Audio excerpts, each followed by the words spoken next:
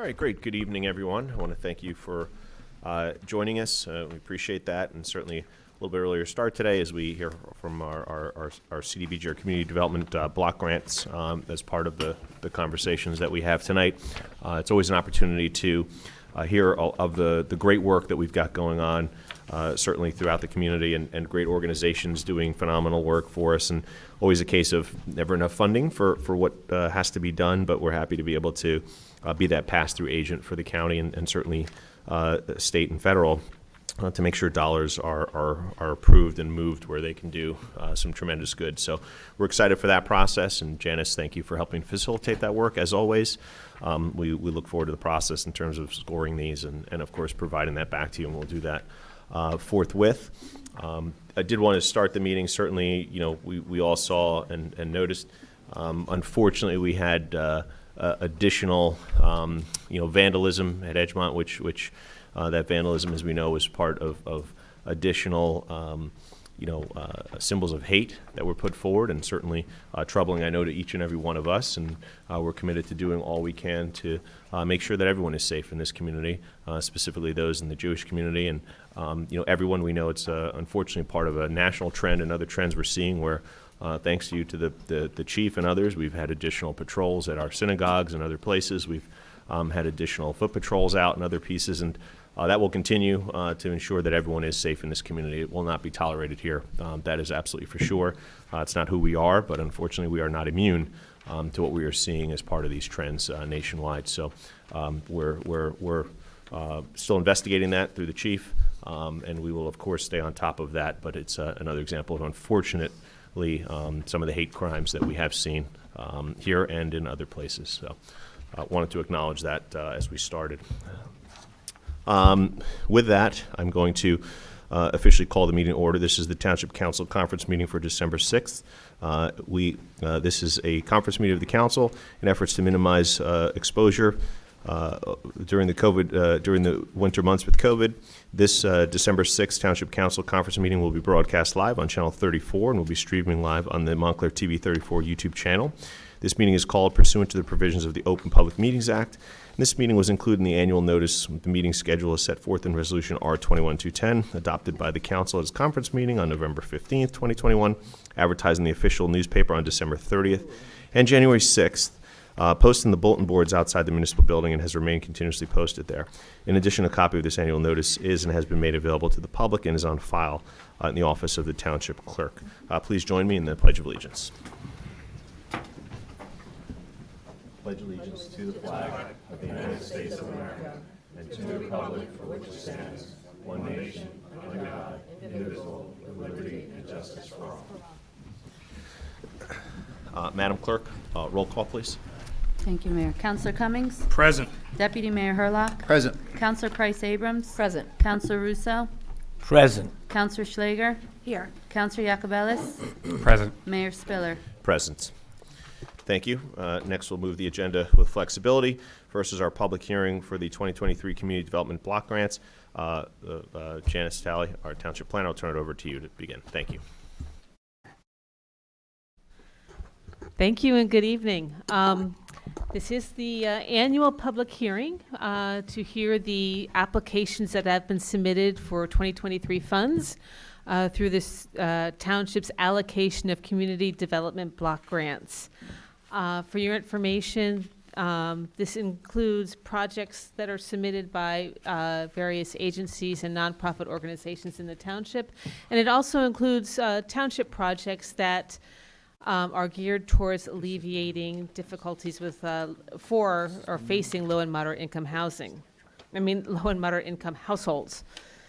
The township's project, I think, as you can see in the handout I gave you for this year, will be making improvements to Cornerstone House, which is owned by Montclair Township, and it's leased to the Salvation Army, and it serves as a shelter. It contains 23 beds, and it needs some significant improvements, including a new roof, improvements to the drainage structure around the house and on the house, as well as a new boiler. So that'll be the township's projects. We do have 8 projects, 8 applications that were submitted by service agencies, and I would like to take this opportunity to bring them up and have them summarize their programs, their proposals to you. Bear in mind, I distributed the handouts that were given to me in advance from some of the service agencies, as well as the scorecard. At the end of tonight's meeting, if you have your scorecard filled out, if you could give it to me or give it to Angelise, and I'll collect it from her office tomorrow or later in the week. But the sooner you get it to me, the better, because I can then tally all the results and prepare the resolution for the prioritizing the projects for the December 20th meeting. So the first agency on my list is Family Promise, and we have Tia Airy from Family Promise.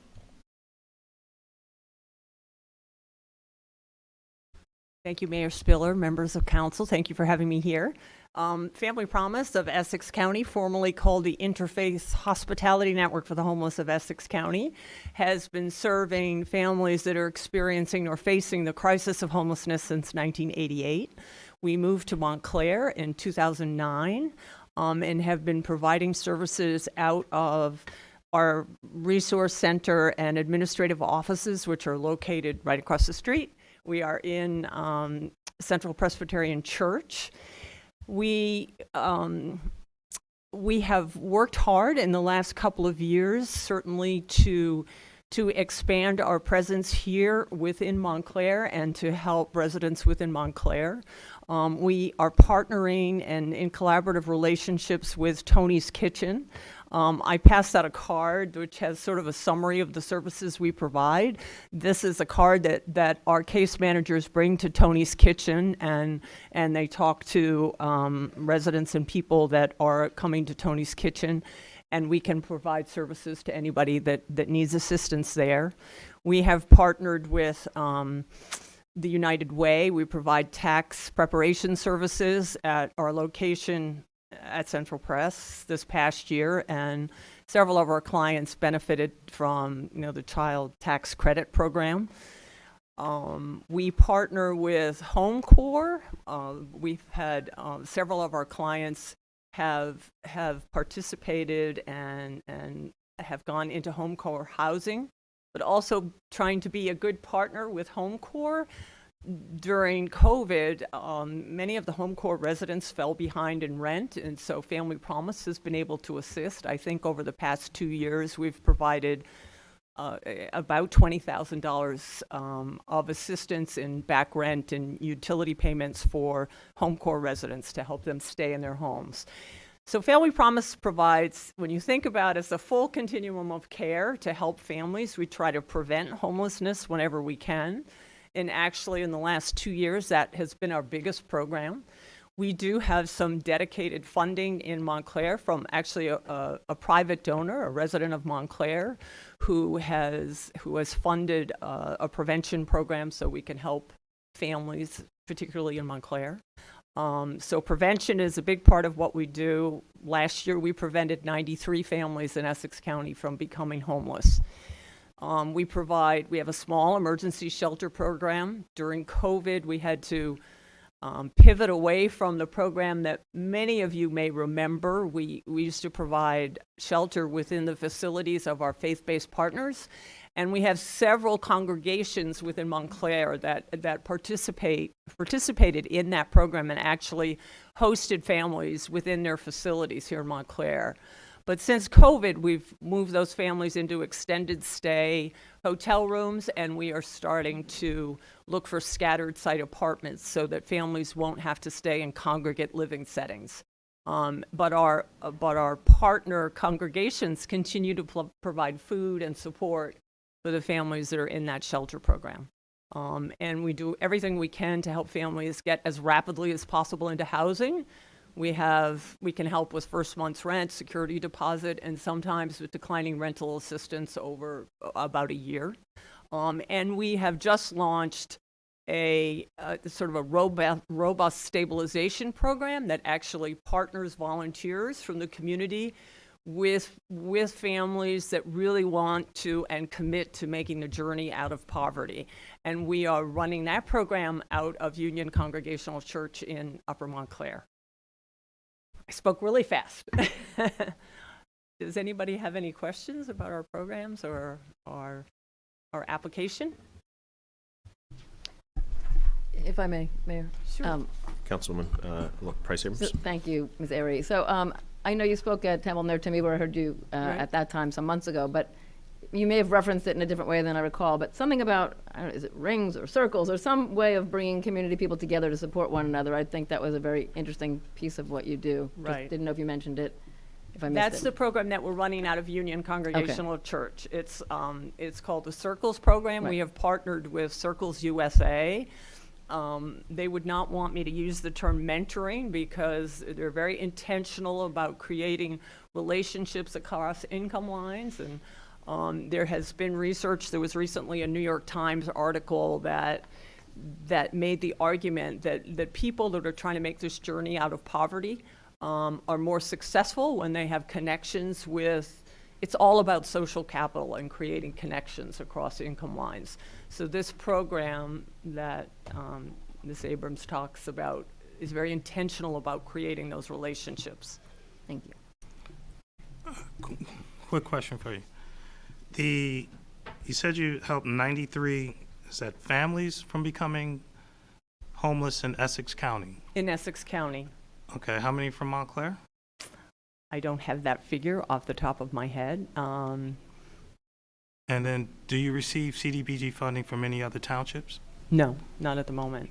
In the past, we had received CDBG from Orange. We had transitional housing for a while in Orange.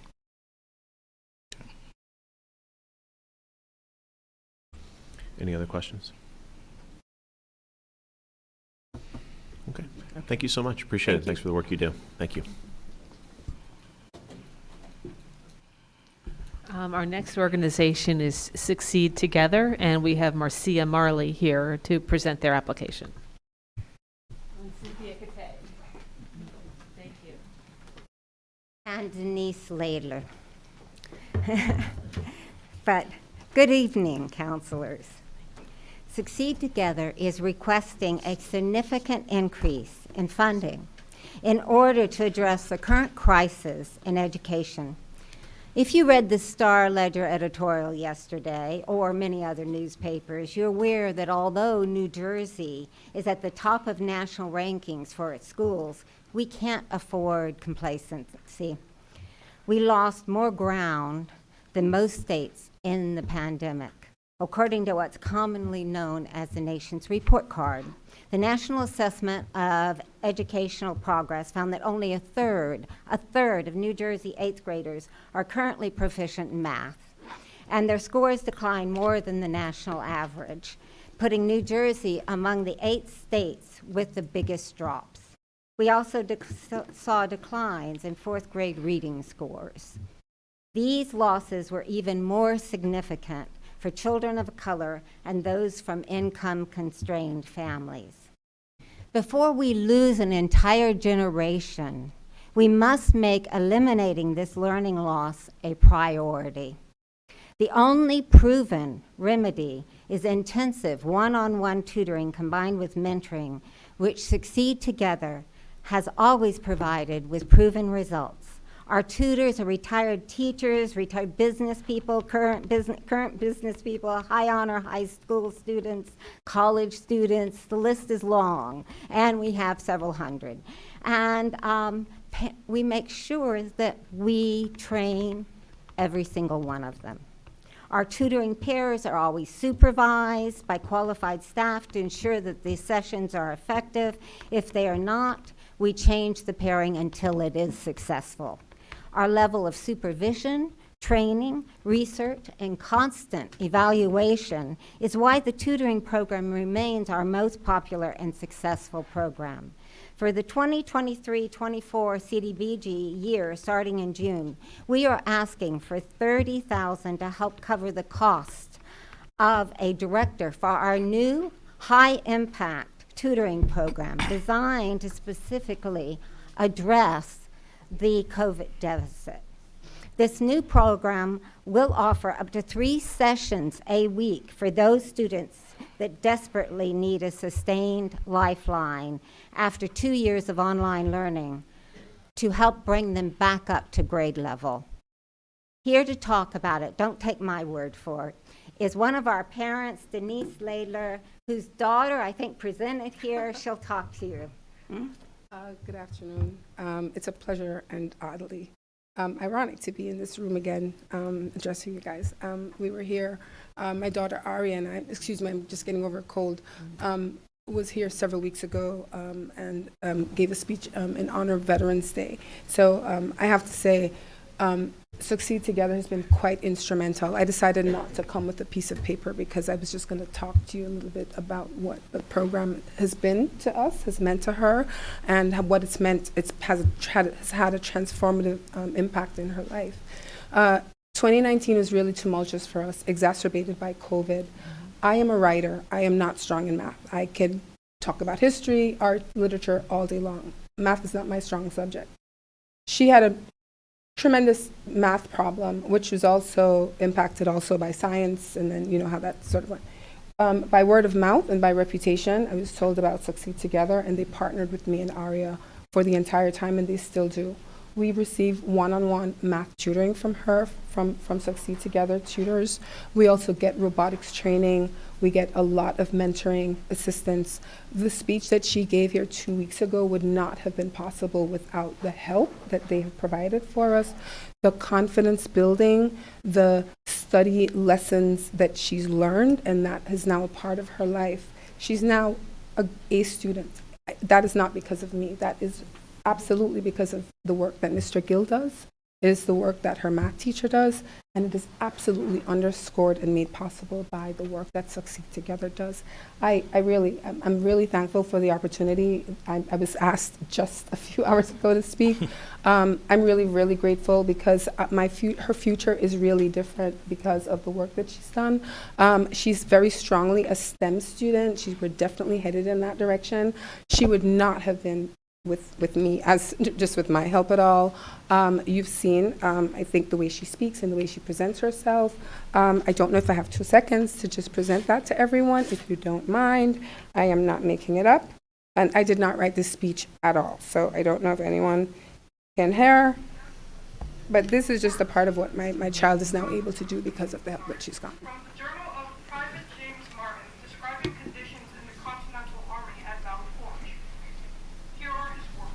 I procured a small... Can you hold it closer to the microphone for us? Yeah, thank you. Might help a little bit. Thank you. Okay, so thank you guys for allowing me to, sorry, not the technology here. It's just possible because of the help that you've given us, and I really am very grateful. Thank you for letting me talk about that. And that's why I do it for every family. That's why I started this program.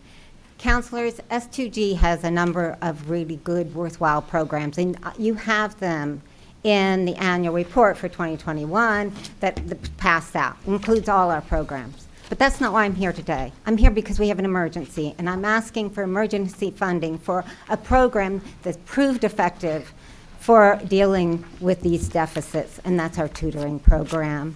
A generation's future depends on it. Thank you so much for your time. Appreciate it. Thank you. Appreciate it, and thank you for the great work you do as well. Okay, our third agency is MNDC, Montclair Neighborhood Development Center, and we have Mr. Craig Dunn here to discuss his project. Reverend Dunn. Reverend, I'm sorry. Reverend Doctor.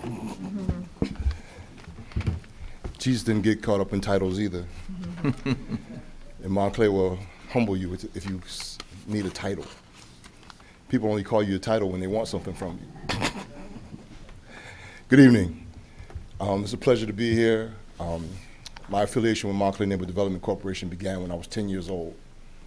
I took my first martial arts class there, and I was intentional about coming home after college because in my 11th grade year, someone said to me, the guys from the 4th Ward don't go to college.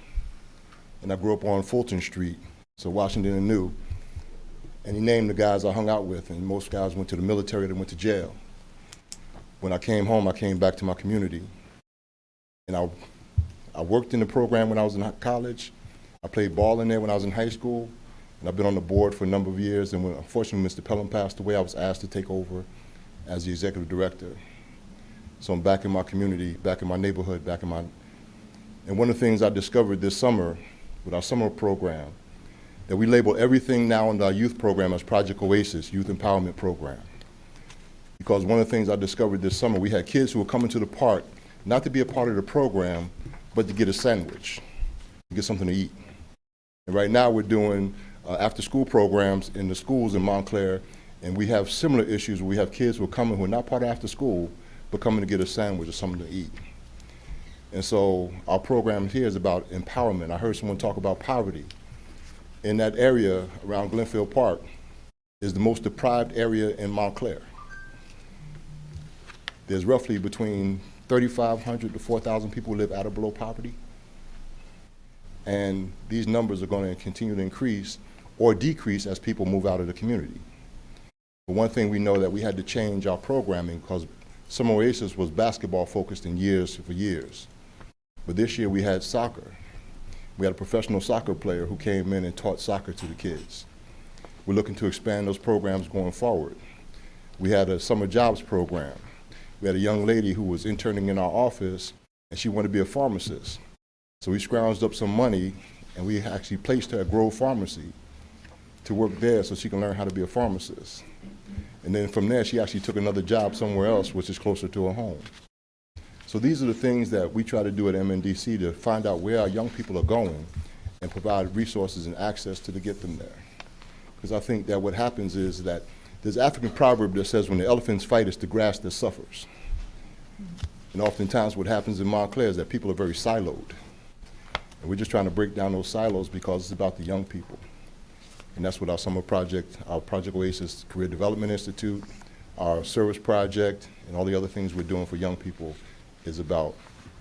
Any questions? Any questions? I just like to say, Mayor, that all these years Reverend Dunn has worked very hard, and this is a great program, and thank you for all the efforts you've made in picking up the mantle from the great Al Pelham. Thank you for doing that. Thank you. Yeah, well, so again, also thank you. Thank you for the great work that you do. We appreciate it. Thank you. Thank you.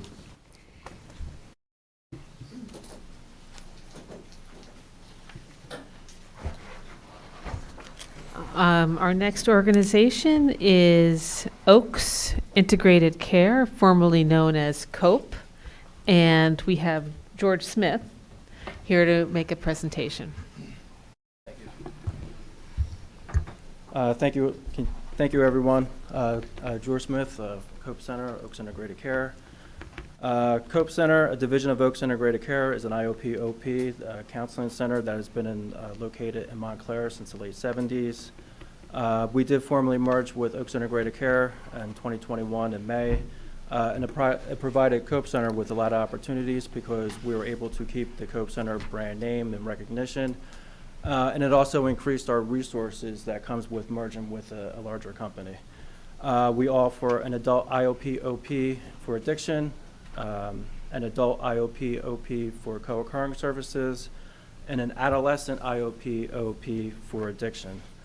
So along with our mental health and our addiction counseling services, our goal at COPE is to remove the barriers of our clients so they can find and achieve sustainability to promote healthy growth. Our clients come to us with an array of struggles and barriers that we take a team approach to try to remove. Our team consists of clinicians and counselors that provide a clinical service through individual therapy and group therapy. We have peer recovery specialists and case managers that do more hand-to-hand work. They research the housing opportunities. They take the clients to go see the housing opportunities. They transport the clients to go to resources to try to find financial relief to afford the housing opportunities. They're real embedded in the community. We have our peer recovery supports actually attending county meetings, such as the CEAS meetings in Montclair, because they provide the most up-to-date housing opportunities that we forward to our clients. We also have a partnership with Tony's Kitchens because we are located in St. Luke's Church, and they provide food for our clients, care packages for our clients. Many times in the parking lot, they'll bring the the mobile medical unit that will provide free examinations and medical services to our clients. So in closing, we know that removing barriers such as housing makes the success for the client's addiction or mental health more successful in the end. Last year, we exceeded our target goal with assisting over 100 people find sustainability in their housing. We know that we can meet that goal again with your support and help. Thank you. Thank you. Just Question, just Councilman a Russo? quick question. Most people don't know this, but my attorney, Jerry Kelly, started out as a board member and volunteer with NEDAC, it was called. So before it was even COPE, but now you've got Oaks, it was called NEDAC, North Essex. Okay. So I don't know if you know that, but he's my friend for 30, 40 years, and he started me being aware, and I've been contributing ever since. But just tell me what Oaks stands for now. Is Oaks, instead Oaks- of COPE now, but it was NEDAC when I knew it. All right, so our official name with legal documents and everything, it's Oaks Integrated Care.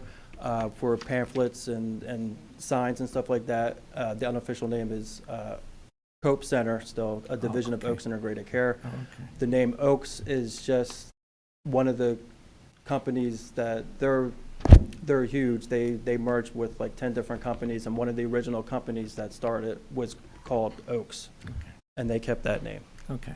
Don't become too corporate, though. No. We're trying. Thank you so much. I appreciate it, and thanks for all you do. Thank you. Thank you.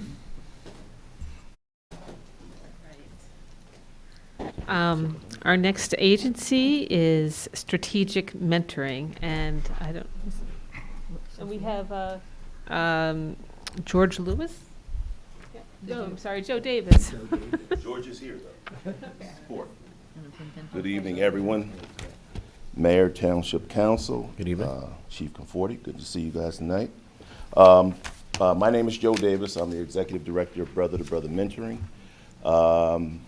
We've been in place now since 2007. We've been past recipients of the CDBG grant, and we're honored to be here tonight. To give you a little background on the program, our goal is to bridge that gap between the classroom and the real world with the young men. We have roughly 65 active students. We meet on Tuesday evenings. We have a meeting going on tonight where we have a number of our young men who went to UTI in Bloomfield tonight, Universal Technical Institute, for those young men who are interested in careers outside of college, once they finish college. And so that's where half of our boys are tonight. In terms of our philosophy is to engage the youth in the Montclair area in activities that help them to make positive choices, build self-esteem, confidence. We want to create safe spaces for our young men. We meet at 11 Pine Street, 5:30 to 6:30. We have our middle school young men, and then from 6:30 to 7:30, we have our high school young men. In terms of some of the activities and the events that we've held in the past, of course, we're lucky to have the mayor come out and do an address. Superintendent of schools focuses on mindfulness and relaxation. A number of sporting events, youth empowerment workshops, social and emotional workshops. We work a lot with ADAPT on drug and alcohol abuse. We've done a number of trips to the New York Stock Exchange, Liberty Science Center, volunteer also with Tony's Kitchen. I hear them mentioned a number of times tonight. Bullying, violence, erasing racism, as I mentioned, confidence building, goal setting, just to name a few. We have a number of clubs that the young men participate in, including a chess club. The funding that we're hoping to receive through CDBG we want to add 3 new programs, one being coding, another adding a STEM program, and then also a robotics program to what we're currently doing. Our partners are MNDC, Sophia, Sister to Sister, Succeed Together, and many others. Your financial consideration is greatly appreciated, and I'd love to see everyone at Saturday's pancake breakfast being held at the high school. Any questions? Any questions? I love pancakes. Come on out. All you can eat. Thank you. Great. Thank you. Thanks for the work you do. Appreciate it.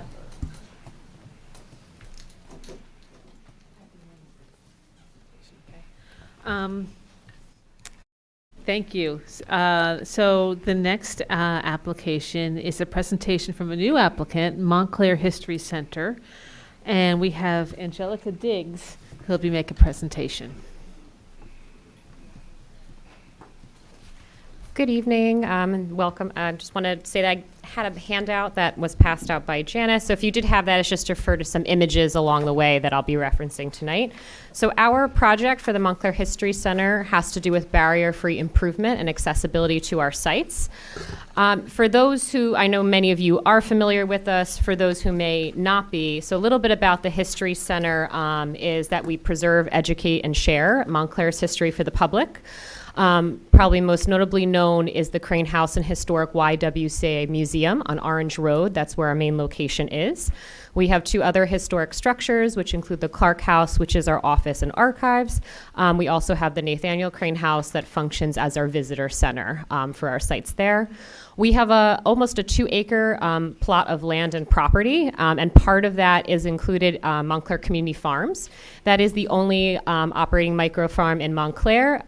And their mission is also to serve the public for affordable food access. So we partner with them. They use our space. So two nonprofits working together just to give a sense of our location. So a bit about who we serve. A big segment of the portion that we serve has to do with youth and educational field trips and programs. So this year in particular, we are servicing all of Newark's second grade students who come to us for field trips. So that's close to 2,500 children just for that. We have been servicing Montclair's third graders who come to us each year, so that's additionally over another 1,000 youth as well. But we service all ages of people from youth to adults, of course, heavily so in Montclair and Essex County, but of course beyond to greater extents of New Jersey. The Montclair Community Farms also services directly in Montclair. They're mobile farm stand, and actually they grow the produce. They go off to senior center locations in Montclair for affordable food access. And they also are servicing lower income families through pop-up stand and other locations and food pantries as well. So just to put a little bit into perspective about the programmings we do on site, because so heavily what the History Center impacts is youth. We have field trip programs that talk about early life all the way through 20th century. So if those have not been inside our spaces before in our museum, the museum talks about the Crane family history as well as the enslaved people who were part of the household through when it was actually a segregated YWCA for African American women and girls through 20th century. So when children are coming through to our spaces, particularly sometimes second graders, it's often their first educational experience at a museum and at our sites. So it's a really important part of how we reach the community. So how our grounds are used, we heavily, of course, use the indoor spaces of our buildings, but the grounds are also heavily used, not just by the farm, but for programs, events, festivals, of course, in warmer weather. We also host an annual farm camp between both organizations that is essentially a fundraiser for both of us as well to continue to reach members of the community. And to date, as I'll share a little bit about, 2 of our sites are not accessible, and there's quite a bit of challenges on our grounds as well and our lots that we utilize on a daily basis. So those site challenges, and I did have an overview picture, which is probably really helpful about existing site photos if you have not been to the site in some time. We do not have ADA accessibility ramps into 2 of our buildings, one of which is our office, which is also our research center and also serves as the office space for both the History Center and Montclair Community Farms. We do not have accessibility into the Nathaniel Crane House, and we also do not have an ADA accessible bathroom inside our Clark House offices, which is also a heavily used space.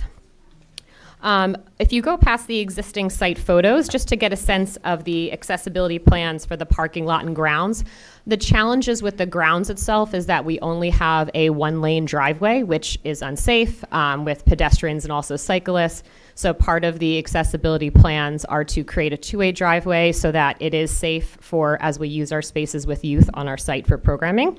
It's also to expand and make accessible the walkways that connect the farm to the lots, to the herb gardens. We also have meadows on our property and our buildings, because as it stands now, people are not able to access those spaces safely throughout and experience all of that we do in the community.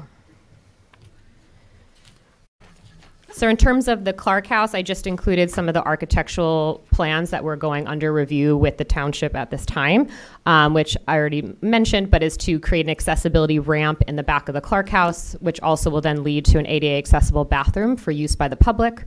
Then also to add an ADA accessible ramp to the visitor center inside the Nathaniel Crane House. As it stands now, those two buildings do not have any accessibility into the first floor.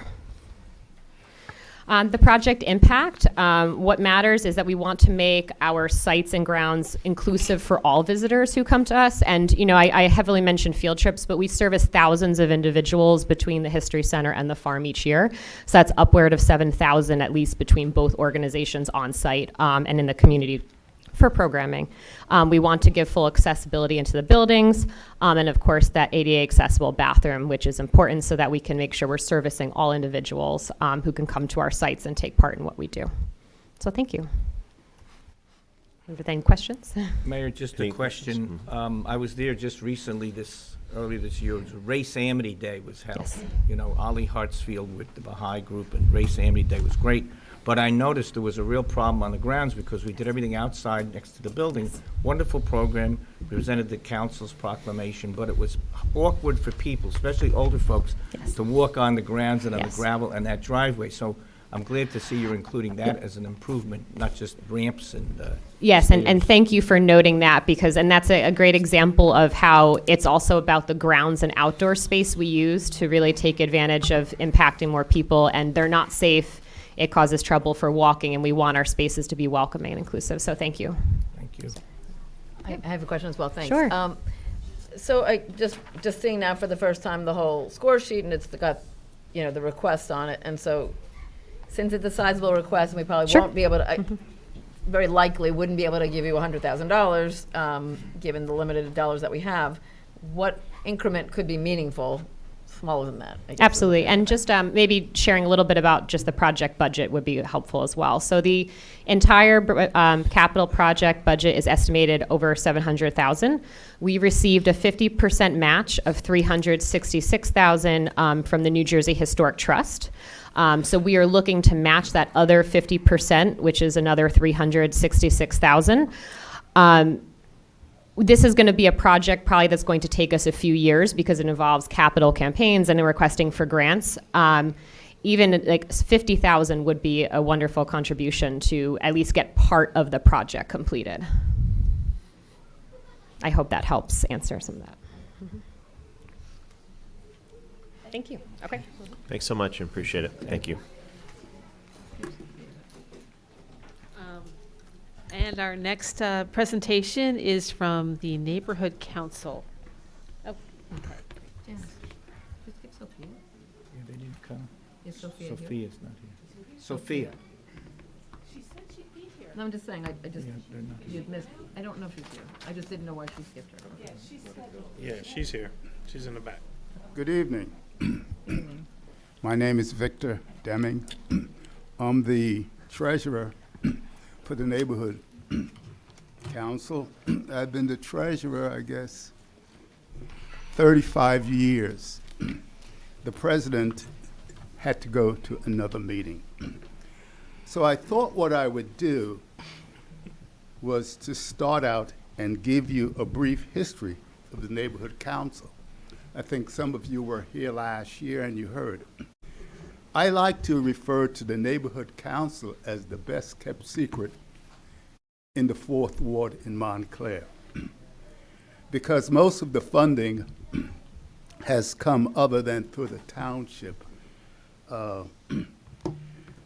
In 1920, the Junior League was started, and immigrants were assist in preparing citizenship papers. The Montclair Health Department was located on the premise, and daycare started. This is in 1920. In 1946, the Junior League signed over the facility to the Neighborhood Council. A young lady at the time, Ann Colvin, became the president. She subsequently passed away, in 2011. She was a go-getter. She, along with a young man by the name of Martin Dasser, took 30 Maple Avenue, 28 Maple Avenue, joined them together. Martin Dasser was a famous architect here in town. And using his skills, they were able to combine both buildings, which of course made sense because it allowed that much more room for young people. Matter of fact, some people here went through the neighborhood council because they couldn't go anywhere else. Why are we looking for monies? Why do we need $95,000, quite frankly, for a new furnace? For those of you who have been to the council, the building that housed the childhood center, you will notice the progress that we have made there. And working along with Mrs. Beek, who is the director, and she is known statewide. She runs quite a few programs. During the height of COVID, we were authorized because to keep the building open to provide childcare for many of the parents who were first responders. And so during COVID, that facility stayed open. Since that time, what has happened, she has forged a relationship with the superintendent here in Montclair, and collectively, they house quite a few of the students there at the center. They come after school. So that's why we're looking for funding to provide. We just need a new furnace. And that's the bottom line. We need a new furnace. And quite frankly, if we can't get some assistance, hopefully this year we can get some assistance from the CBDG grant, okay. We will have to go out and find some way to make sure that we have a furnace so that we can keep the school occupied. Thank you. Any questions? Is the figure, yes, Mayor, is the figure, Mr. Deming, is the figure 9,500 or 95,000? You mentioned 95,000. Yeah, 95,000. 95, oh, 9,500. Okay. It's a big difference, it's a big difference. I just wanted to see if you were awake. All right. Okay. Thank you. Thank you very much. And our final presentation is from Sophia, and I understand that Cynthia Walker is in the room? Yes. Okay. Cynthia's here. Yeah, Janice has it. Hi, Good Cynthia. evening, how are you? Great. She'll tell us not public. Mayor Spiller, Montclair Town Council, I'm glad to stand in front of you today. My name is Cynthia Walker. I'm the founder and executive director of Sophia, Start Out Fresh Intervention Advocates, and we're so grateful for the funding that we've received for our Sword of Success program through the CDBG grant. We're appreciative, we appreciate your support, and we look forward to receiving continued funding. As we continue to work through the challenges and become innovative, we will remain engaged with the community to help the families affected by domestic violence. Our goal is to help them become self-sufficient, strong, and independent, which is a very important word. When you're living in isolation for so long, it's a struggle to transform your life to become independent. So we do everything we can to help the clients that we serve. We still strive to help our clients with their healing process to offer private therapy and counseling sessions, which has been included in the CDBG grant. Thank you so much. The healing process can be very challenging, and the therapy sessions benefit tremendously with positive development. We're also looking forward to continuing to motivate and financially empower victims of domestic violence and their family members.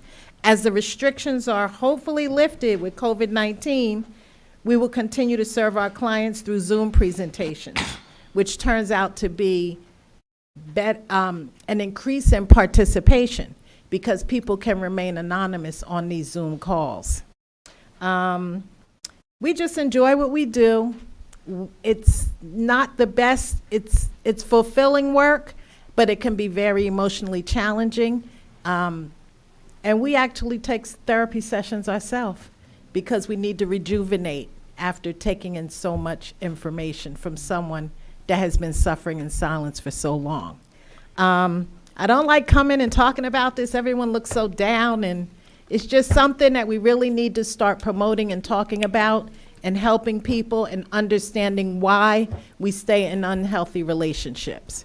And with that said, Sophia is very thankful for the ongoing support again. And we've been receiving funding for CDBG for over 6 years. We're totally grateful. We did receive an increase, which is helping with the therapy sessions. And also we have a variety of services. When COVID hit, we created a new program called We Care. And we provide monthly deliveries to clients with COVID-19 necessities, things that we take for granted: paper towels, toilet paper, dish detergent, toothpaste, toothbrushes. And those are very expensive things. So we're looking forward to continuing that program as well. I think that's it. Oh, and you also need to know we're 97% volunteer-based. So we depend on our volunteers tremendously. We also appreciate you all when you come out to our Walk Against Domestic Violence. We just had our 12th annual this past September, which is an awesome event because it gives victims and survivors the hope and also lets them know that we support them and what they've gone through. And that's about it. Any questions? Thank you. Any questions? Just want to say, Mayor, that I go back with Cynthia a long time with this. Remember, the first, you got a contribution from Assemblyman Giblin way back, remember? Yes. At his, and you got honored at his breakfast. So we just had a breakfast this Sunday where he gave more help to other groups. Awesome. But I'm glad we started out with that, and we've been able to do this and continue with your great efforts in that walk every year. Yes, thank you. Thank you. Did you receive the exhibits? Yep. Got it. Okay, and also there's testimonials there. Saw that. And then also some of the programs that we offer through the Zoom presentations. All right? Feel free to email me, call me at any time if you ever have any questions. And of course, if you know anyone that needs assistance, reach out to Sophia. We'll do the best we can. Thank you. Thank you very much, and thanks for the work you do. Appreciate it.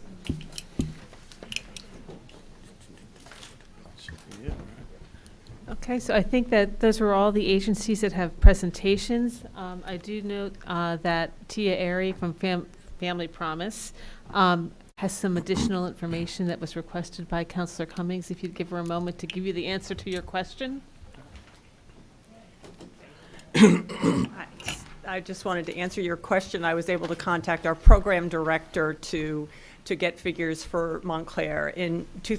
Last year, in 2021, we assisted approximately 20 households and prevented them from becoming homeless, and that number should be greater this year. All right, thank you.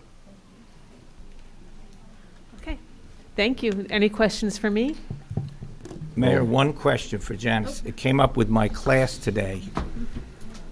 Oh, I don't want to hold up the Girl Scouts, but it's a very important question.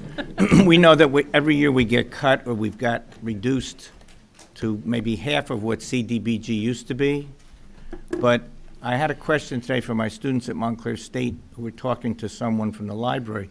If a group in town got money, let's say 4 years ago, this is an actual situation, they didn't use it, do they carry that over and keep that money for potential future use. They've No. been told they can't come back to us for any more money if they haven't used what they already have. Right, Is the that money true? has to be spent within 18 months of getting the 18 months. contract. Yeah, so it's essentially a fiscal year, within the fiscal year, so it's basically 18 months from when they were determined to be, to meet the criteria. So, It's a 4-year period they've waited. Okay, thank you. Thank you again to all the worthy groups that are here doing great work, and we will of course work to get those funds to those groups. And Janice will get you those forms as soon as possible. Next on the agenda, we'll go with flexibility. As I said, we're going to go to proclamation. So next is a proclamation honoring Girl Scout Troop 2287. Come on. Hi, come on. Welcome, Girl Scout Troop 22887. Are you happy to be here? What a group you have. And to my colleagues, if you want, why don't you join, maybe stand up behind them and we'll get a picture after I read the proclamation. So this is a proclamation from the Township of Montclair honoring Girl Scout Troop 22887. Whereas Girl Scout Troop 22887 was founded in December 2019 by a group of girls in kindergarten, these brave girls faced challenges during the first few years but learned to take risks, trust their guts, and team up with others for good. And whereas during COVID-19, particularly when schools were closed, they continued meetings, spaced 6 feet apart, wearing masks outside because their troop had become a safe haven for girls, and they needed the feeling of connection. We all know that. During that time, Turtle Island first came to life, a safe outdoor activity that drew crowds and was adopted by their troop, which made the girls feel like mini celebrities. And here you are again. They have now built 3 Turtle Islands, and a 4th is in the works for this spring. And whereas, in addition to their dedication to housing turtles, my favorite species, so thank you for that, the girls recently marched at the 4th of July parade, volunteered at Tony's Kitchen, packed bags of vegetables for elderly Montclair residents, spent the morning picking up trash in Glenfield Park, ran together in the 2022 AAPI Color Run Race. They have collected items for the Montclair Animal Shelter, designed a scarecrow in the Van Vleck competition, and delivered food to the residents of the Montclair Inn. You're pretty busy. Whereas Troop 22887 is dedicated to giving back to our community, and they embed it into all that they do. When they sell cookies, which I think we're all wondering if you all brought some, they donate many boxes to Tony's Kitchens and always look for ways to teach the girls to think of others first. Dedication to service, caring for their neighbors, and giving back to their community are the tenets of Troop 22887, and the girls are dedicated to putting them into action. And now, therefore, the mayor and the council of the Township of Montclair hereby recognize and salute the outstanding accomplishments of Girl Scout Troop 22887 of Montclair. Congratulations, girls.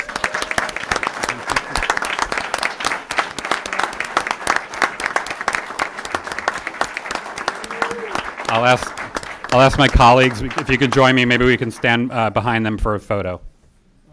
Stay here. Should stay right here. Back here, right there. Well, let's come around.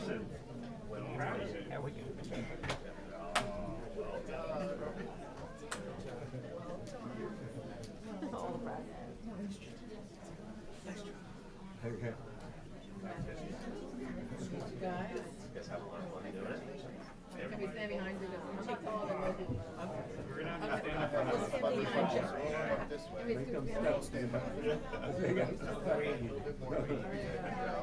Not taller than most people, but Adults in the back. Yeah, we have to go back. Count on the back. Yes.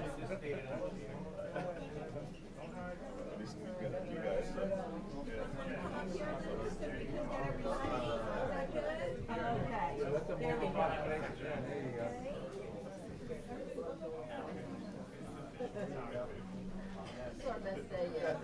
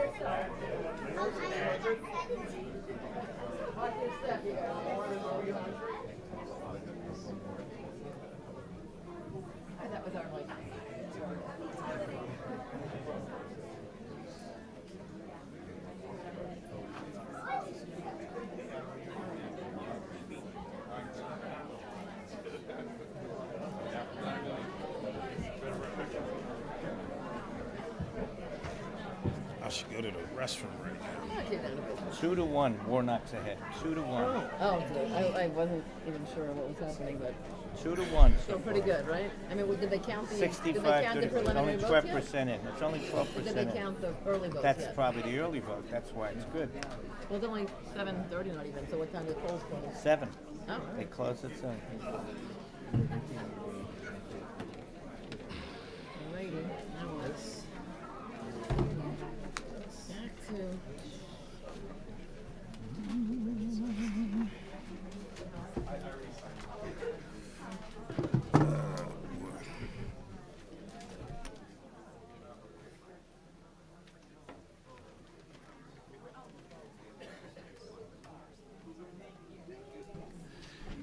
We'll just give it a minute for any CDBG or the young ladies to have a moment to exit.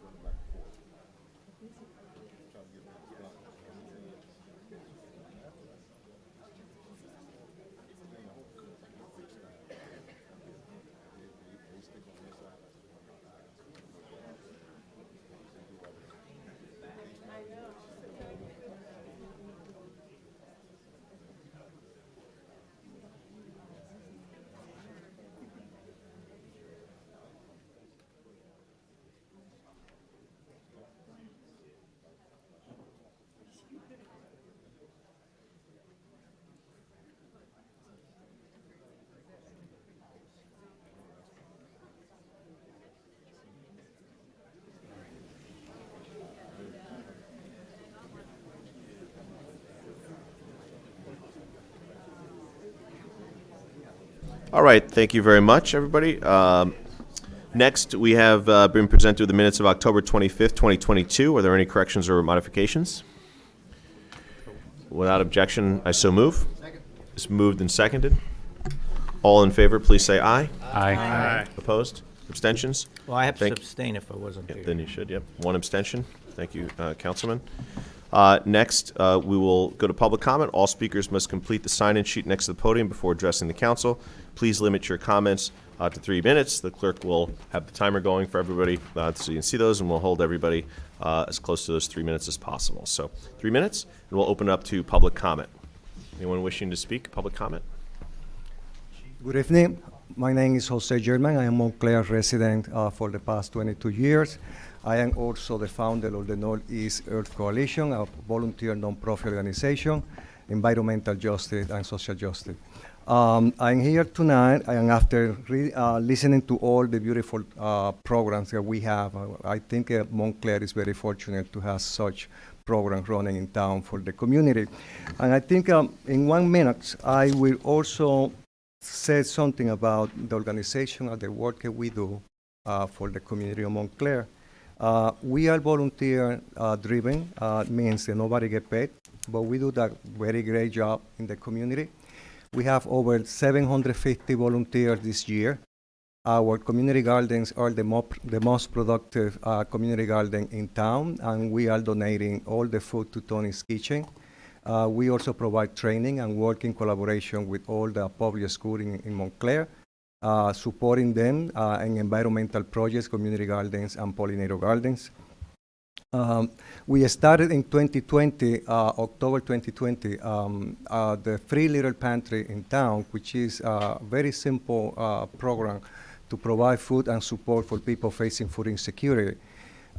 In 3 months, we were able to have 4 locations. Now we have 18 locations, and we have representation in 5 towns, and working with 14 churches, 12 of them in Montclair, to support families facing food insecurity.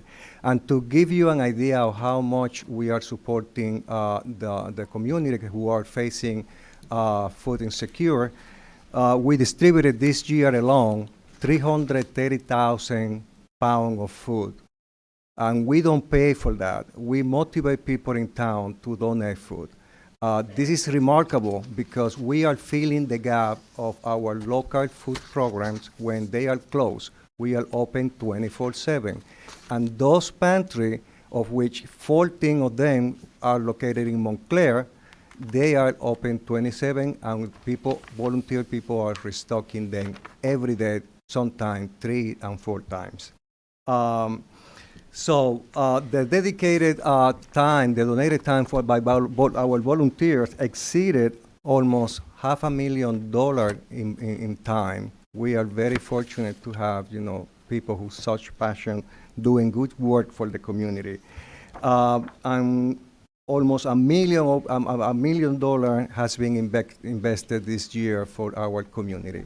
The most remarkable thing is we don't receive public support. We do great things because we are motivating people to get civil engagement and acting locally for a more sustainable work. Moving forward, I am introducing tonight a project that has been in our agenda for the past 5 years. I'm going to ask that you try and conclude your comments. It's 3 minutes. So Sure. Yeah, thank you. Is Erie Park Community Garden. This park will be the first park in public space in the state of New Jersey for people with all abilities. If we are able to achieve this, Montclair will be leading services for people and inclusion for people with disability. The park currently doesn't have any amenities or anything like that. We hired landscape architect, and he's working with the design. We have an engineer, and the engineer is one of the young students from Montclair Montclair High School that was working with us 5 years ago.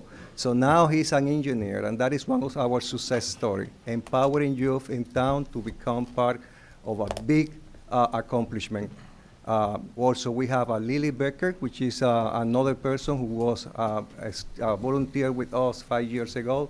Now she's leading and helping Councilor Jacobellis with a new ordinance, and we see so much this like a big thing because that is the kind of things that we are promoting. So knowing that, I have the document, and thank you, for listening to me. Thank you so much. Thank you.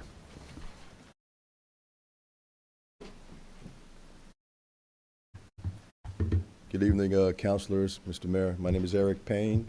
Lived in 10-year resident here in Montclair.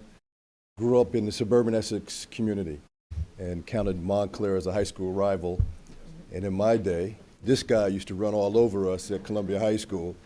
And those were rough days. And I'm here to let you know that I have the Night Owl LLC cannabis application that we filed with you here in the town. We've received our state conditional license. Just wanted to let you know that. And also, as many of you know, George Marabou is a staple in the community. The DLV Lounge is a staple in the community. As many of you know, the license has been sold, so the DLV is not the same as it's going to be. And for the African American community and the larger music-loving and jazz community, it's been a staple. Certainly, Greg, I know since you've been growing up, since I've been growing up, that's one of the places where we had to go here. And so George is actually a second-generation person that started the DLV. Started by his mother and father in 1972, half a century. And so as he transitions into these new opportunities, we just want to reemphasize that we are, there's a lot of people coming to the state that want to do business, great business opportunity, but we are local people here. And we think that there's no better way to promote local business than giving that license to local people. So just wanted to bring that to your attention once again. Thanks again. Thank you. Appreciate it.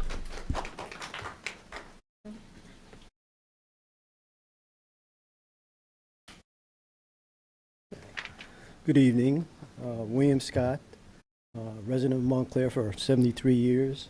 I'm also the chair of the NAACP Housing Committee. Mayor, you've received a memo from the NAACP making a request that the Montclair Council postpone the vote on the Lackawanna Plaza redevelopment plan until such time the community has been provided an independent public safety and quality of life impact analysis. The analysis should include and not be limited to fire services, police department services, emergency services, municipal services as far as our trash and snow removal, impact on our educational system, pre-K to 12, environmental concerns as far as pollution, noise, and air quality. Without these data points being addressed, the financial impact also of this particular project, the mental health impact, we must have this information. We must have these data points in front of us now. I know there's been a lot of questions moved to, answers will be addressed at some point in time from the planning board, but at this point, the NAACP and several members have attended all of the community meetings. We've heard the requests from several township residents, and we feel we must speak out and say we need additional information. That's one point that I wanted to get across. I also wanted to address at the November 14th council meeting, acting manager, Mr. Scantlebury, made a proposal to consolidate the rent control office and the Section 8 office. He also indicated that he would be coming forth with information that was requested by the mayor in detail. I've reached out to the state conference of the NAACP, seeking clarification on what the authority would be for a township manager to make changes to a federal government agency within this township. There is also a concern about a new portal online system that was introduced to clients or recipients of Section 8. A presentation has been made to the recipients of those grants, of housing grants. The presentation did not demonstrate the new system. It was just a verbal presentation. There was no demonstration on how the client should use the system. They were told that if they had any questions that they could email or call the Section 8 office. This is not the way a presentation or a new online system should be presented to anyone in the township. Thank you, sir. Thank you. I remember a couple of weeks ago or last month, a new system was demonstrated to the council on how residents can call in and make complaints or suggestions on certain issues. You were presented an opportunity with an online demonstration, and I feel there should be no less opportunities or presentations awarded or available to the individuals that receive Section 8. There is a fair amount of seniors in this township that have no online computer skills. We need to make sure that these people are being given support to continue to get their Section 8 voucher recertification process done in a timely manner. Thank you. Thank you. Thank you.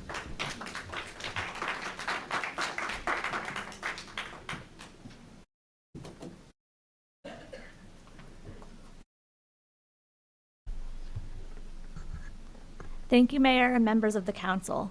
My name is Elissa Frank, and I'm the New Jersey State Director for the Humane Society of the United States.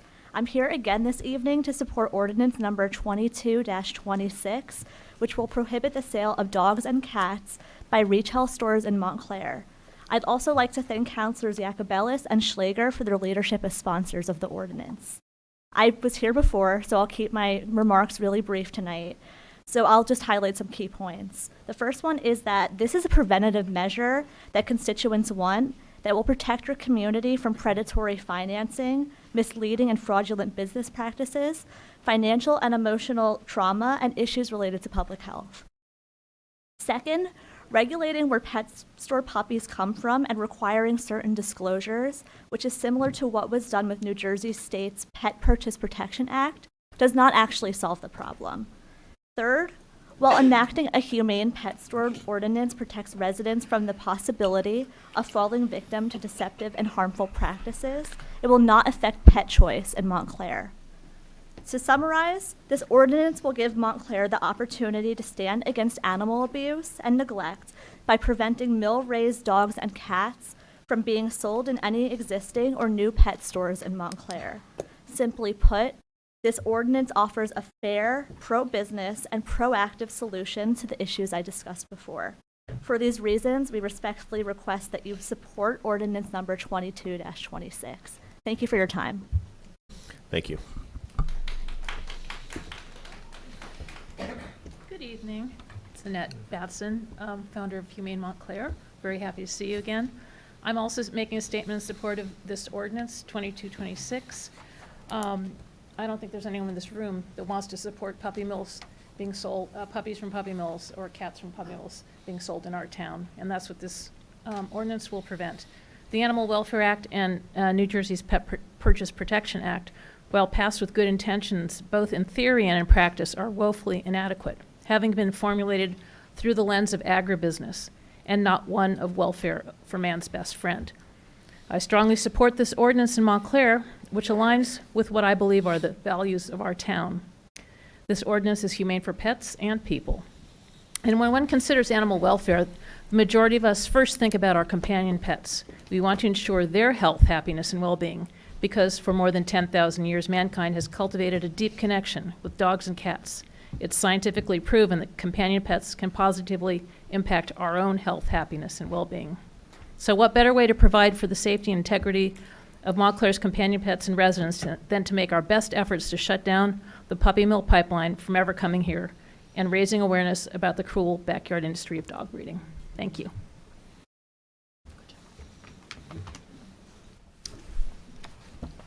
Thank you, Mayor and members of the council. I also want to thank Council Members Schlager and Jacobellis for spearheading this initiative. I really appreciate it. This is super important.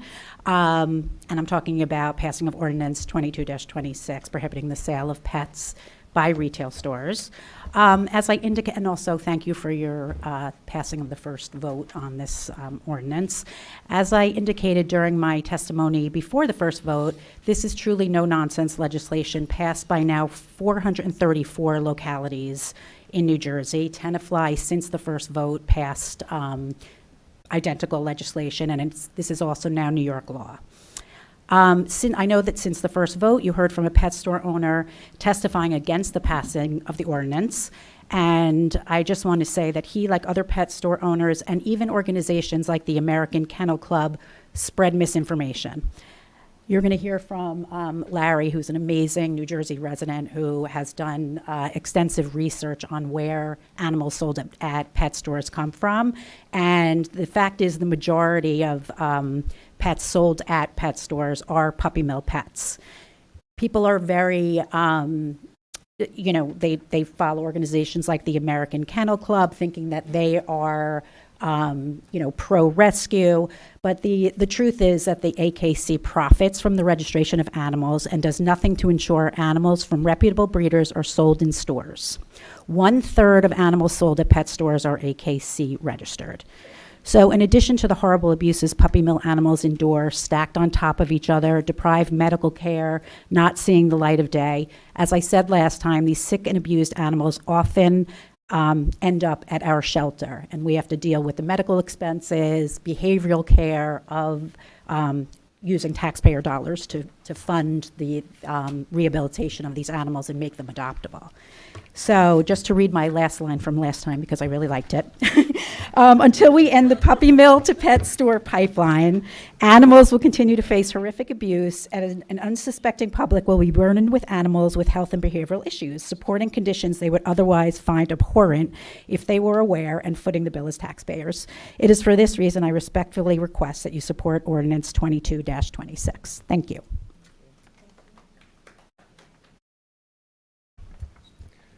Hi, Larry Cohen. I live in Fanwood, but I'm a volunteer for HSUS. I would like to read to you some direct quotes from federal and state inspection reports of dog breeders who are licensed by the U.S. Department of Agriculture and are in business today. Some dogs had only a sheet of plastic used as a source of shade above their outdoor enclosures, and it was torn and chewed. The dogs appeared to have barely enough room to turn around, no space to run and play, very little headroom in their small hutches. All the water in receptacles for 45 dogs had frozen solid last night. Temperature at the start of the inspection was 24 degrees. A golden retriever with 2 deep open wounds down to the muscle tissue had not been treated by a vet. A state inspector found a Maltese dead in an outside doghouse and noted that the body was frozen. A direct violation for a female dog hunched over with painful prolapse. The breeder's records show he knew about the condition for 6 weeks, but didn't contact his vet. The whelping building consists of raised kennels over a concrete washdown. The washdown gutter was full of feces, old food, and maggots. A strong ammonia odor was observed upon walking up to the facility. And lastly, one puppy had a leg torn off, according to a state report. The owner euthanized 14 unwanted dogs and puppies, refusing an offer to send them to rescues. Some were euthanized simply because they had burrs stuck in their fur. What's important for you to understand about this is that every one of these breeders has done business with one or more New Jersey pet stores within the last 3 years. Every one of them. And I got more, many more. It has to be understood that the debate over whether or not New Jersey stores do business with a dog breeding industry that puts profit over the welfare of animals, resulting in suffering and death, is over. They do. There's no question. The only question before you is whether or not you want to be a part of the problem by allowing such a store in your town, or part of the solution by passing this ordinance and preventing it forever. Thank you.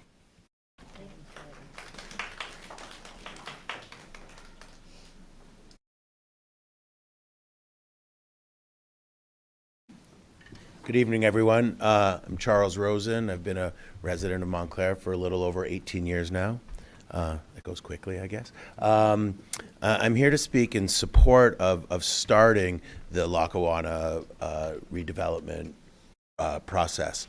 I think it's important very quickly for those of you on the council that don't know, I think my work is somewhat important in why I'm urging you to start this process. I've dedicated the last 20 years of my life focused on community development, environmental stewardship, and creating viable living wage jobs for the chronically underemployed, predominantly returning citizens. And my work has impacted how I feel both about this town and primarily my work in Newark.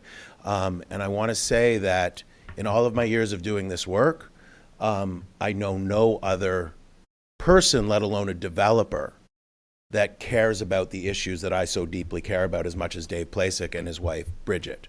I think we are outrageously fortunate as a town to have them as residents, and people who are interested in creating some benefits to our town, financial, cultural, socioeconomic. And I see their work outside of this development plan with our schools, with our not-for-profits, and with other efforts in our town. And I've been fortunate enough to know David and Bridget both personally and professionally since they moved to town, and also fortunate enough to have been privileged to hear these plans develop, and in my work, no pun intended, but develop organically over the last few years, thinking about its impact on the Fourth Ward, thinking about being a center of community where we can actually engage with each other in building what we so desperately say we believe in here, which is a community rooted in socioeconomic diversity, a community where our success doesn't come at the expense of others, but rather our success is connected to others. And I think that's what certainly everyone I know on this council feels. So I think we are fortunate to have such a thoughtful and caring and deliberate developer at the helm of this. And all I believe that they're asking for is the start of the process so that we can get into further, answer some critical questions that I know have already been raised by others.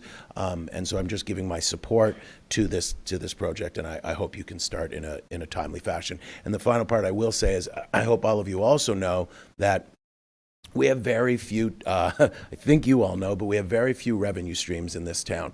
Most of it comes on the backs of the residents in our taxes. We're sitting on a plot of land for a very long time with no revenue coming into this township. We have no other ratables in this township, and that is going to cause real financial hardship for our residents. So I think the longer we let that land stay fallow, the more we're going to get in debt on that. So thank you very much for your time. I look forward to you starting. Thanks. Thank you.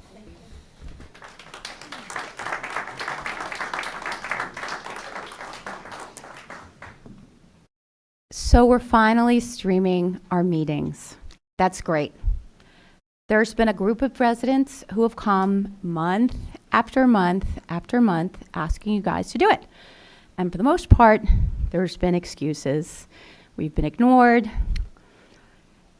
There's never been a public vote, one way or the other, whether to have the streaming. The skeptic in me just has to wonder, is the only reason we're doing it because a group of citizens started a YouTube channel and because BaristaNet was going to do it? You guys need to do the right thing because it's the right thing. For the months and months that you refused to have a resolution and vote on it so the citizens could see who was in support and who wouldn't support it, you guys were depriving us of the sunshine of the democratic process. And it's shameful that that happens all the time in this town. You guys need to do the right thing, okay? Backroom, straw polls, only presenting resolutions that you know you already have support for is not good government. That's not how you get people to be civically engaged. Do we know how long the streaming is going to be, or is it just till BaristaNet loses interest? Are you guys committed to keeping it going, moving forward? It would be good to know. I'd like to know if a group of residents get together and say they're going to go out and fix the pools and the bridge, will they magically get done in a couple hours as well? What does it take to make you guys do forward? What does it make you guys to do the right thing? This is a town full of Black Lives Matters. Signs in people's front yards, yet the way we treat our firefighters is shameful. We had a town hall about respecting and supporting women, yet we had a town manager who for years treated women badly. You guys are our representatives. You are elected to do the right thing. You need to do the right thing. Thank you for streaming, but are you going to have a vote on it? Thank you.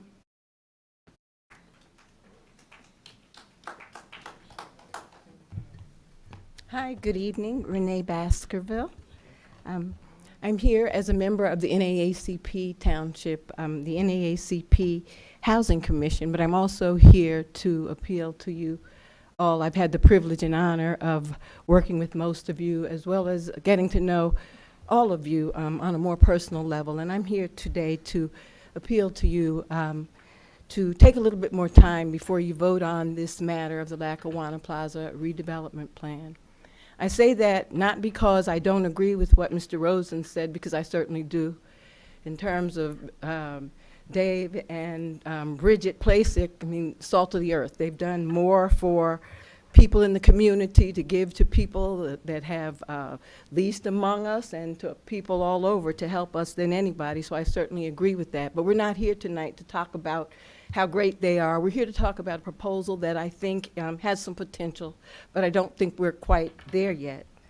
When you took your oath, you took an oath to protect the safety, health and well-being of a community of people. And I believe that the density of this proposal, the way it stands today, is in contradiction to that. There are studies that, given more time, I certainly would be happy to produce for you, that demonstrate that high density living of this type have ill effects on both mental and physical well-being of people. We also know that we specifically as a body decided to combine the land use and circulation, because we realized that by looking at both of them together, not looking at the development at one time and then coming back the circulation and talking about the flow and how things were going to work at a later time, we were going to get better results. And we certainly have done that up until now, but I have not seen the documentation that demonstrates to me that we are, that we've done enough in terms of looking at the effect that it's going to have on the growth, the development, the financials, and the infrastructure to support it. We want to know how much it's going to cost us to get police. If we're going to have 375 extra units for residential, so we're potentially talking maybe 700 or more people that are going to be living there, what is that cost going to be to us, to you? To provide police and the firefighters and the emergency people. What is that going to do in terms of our air pollution? What is it going to do in terms of the carbon footprint that we have? These are all questions that we've had discussions about, so I know they're important to me for sure, and I believe they're important to you. So I'd like to ask that you take a little bit more time. We've been vigilant against threats our residential neighborhoods. We've made sure that when we have development, that we preserved the quality of those residential neighborhoods. Quality matters. I don't think we've done enough here to make sure that the quality of those residential neighborhoods will not be impacted. And I do believe that they'll be impacted all along the corridor from the southernmost border all the way up. And I heard the buzzer go up. I'm not going to be disrespectful, because I have respect for all of you guys. But I don't know why we have to do this tonight. If we put it off to January, people can have a clear mind. They won't be thinking about the holidays, and maybe you'll have a little bit more information to share with us. Thank you so much for what you guys are doing. Bridget and Mr. Placek, I think you guys are great. I appreciate everything you all are doing for the town. Thank you.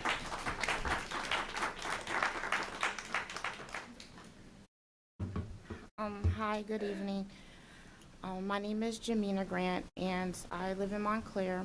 And I want to start off by saying that I guess it was in the late 40s, my grandmother moved to Montclair with her sisters, and they became domestic workers in Upper Montclair. They built their roots in the South End on Granada Place in Washington, and that is where many of my memories are, many of my fabulous, wonderful memories. It saddens me to see the contributions that they made to this community. It doesn't feel like they're valued.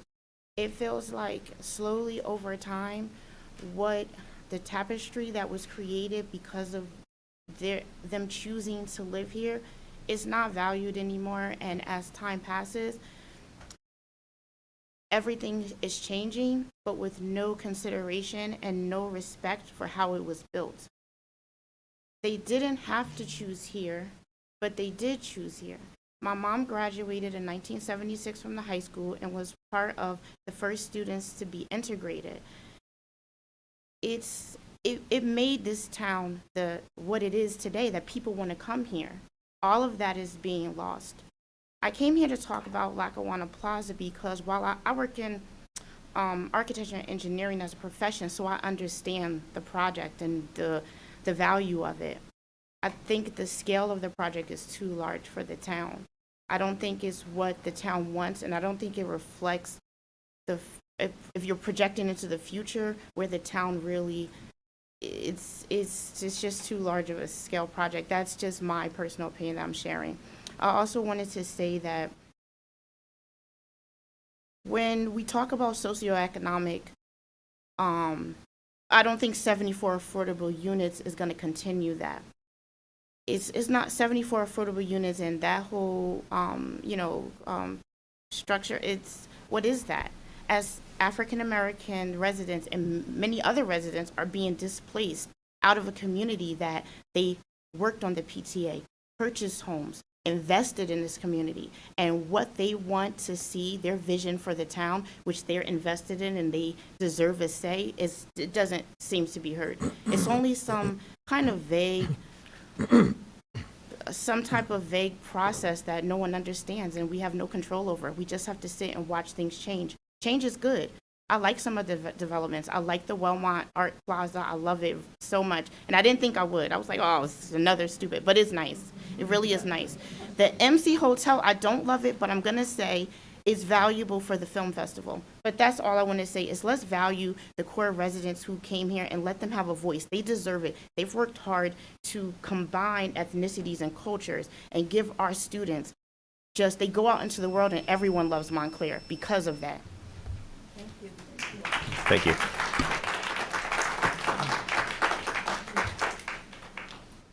Hi, everybody. How are you? I'm James Cotter.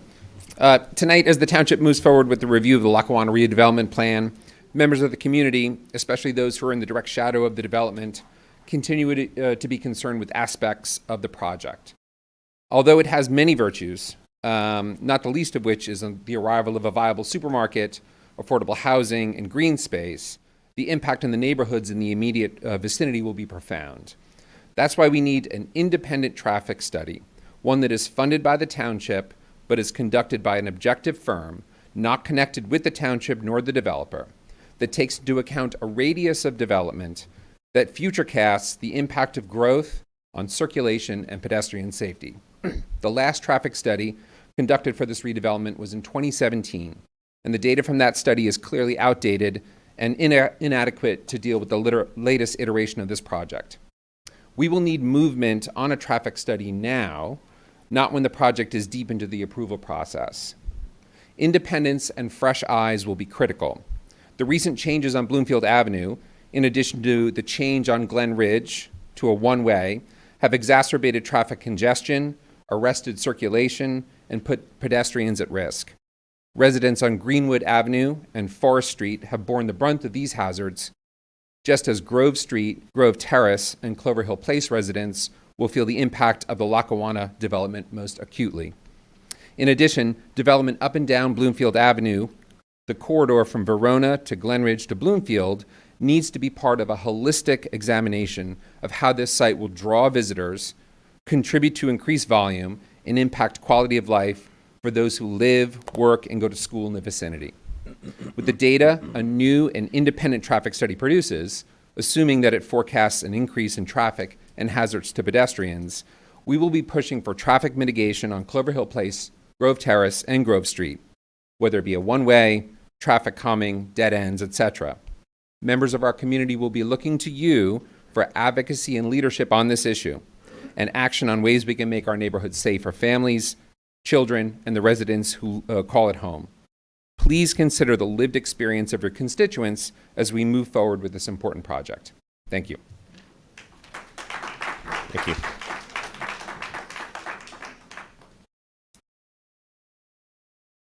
Good evening.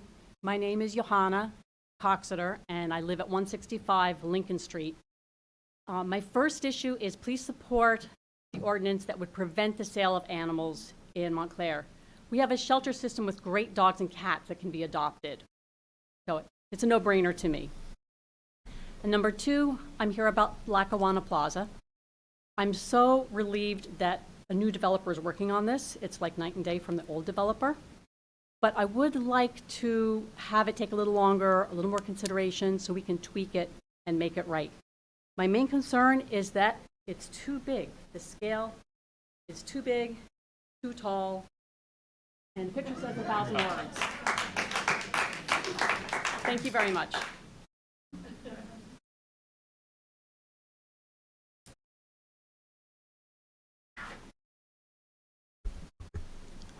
Good evening, Mayor and Township Council. My name is Alex Morgan, and I'm here tonight to voice my support for the Lackawanna Plaza redevelopment plan. I'm a resident of Claremont Avenue, living only 1,400 feet from the Lackawanna Plaza, and I believe this redevelopment plan will positively affect the neighborhood I live in. After reviewing the plan, what stuck out to me were all the positives. The current redevelopment plan for Lackawanna Plaza includes 74 affordable housing apartments, 37 workforce housing apartments, 72,000 square feet of open public space, 75,000 square feet of office space, preservation of Lackawanna Plaza's historical elements, a meaningful number of new job opportunities, added tax revenue for the Township of Montclair, and yes, a desperately needed supermarket that is long overdue. While I understand that not everyone may agree with my position or believe that there are elements of this plan that should be modified, I believe that in any sincere negotiation, every stakeholder should not expect everything they want. This is therefore not an easy process, as there are many divergent ideas for Lackawanna Plaza redevelopment. Reasonable minds can disagree, but the greater good must prevail. So through sincere discussions, I believe all relevant will ultimately be satisfied. The alternative is perhaps spending another 10 years in recalcitrance while Lackawanna Plaza remains in its current dilapidated state. This redevelopment plan, in my view, adequately satisfies the important but nevertheless contentious issues of affordable housing, open space, a supermarket, preserving the historical elements of Lackawanna Plaza, and new employment opportunities. In summary, I believe strongly that this redevelopment will have a considerable positive impact on my direct neighborhood and all of Montclair. I therefore hope to see this redevelopment break ground in the not too distant future. Thank you for your time and happy holidays. Thank you.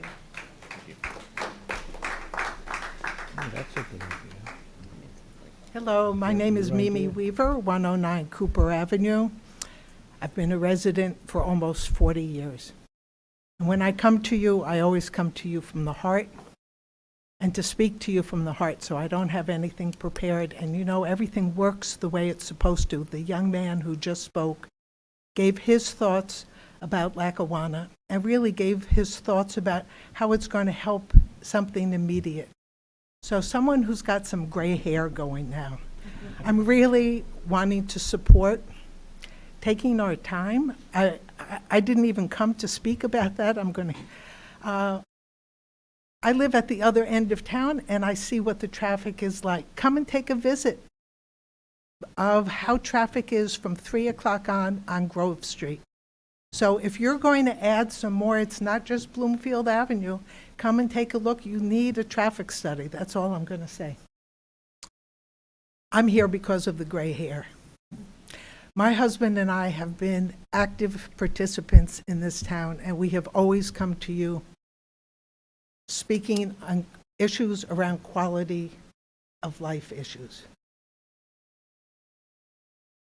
You guys are turning your backs on senior citizens in this town. And my hand is shaking. Some of you are just a step behind me.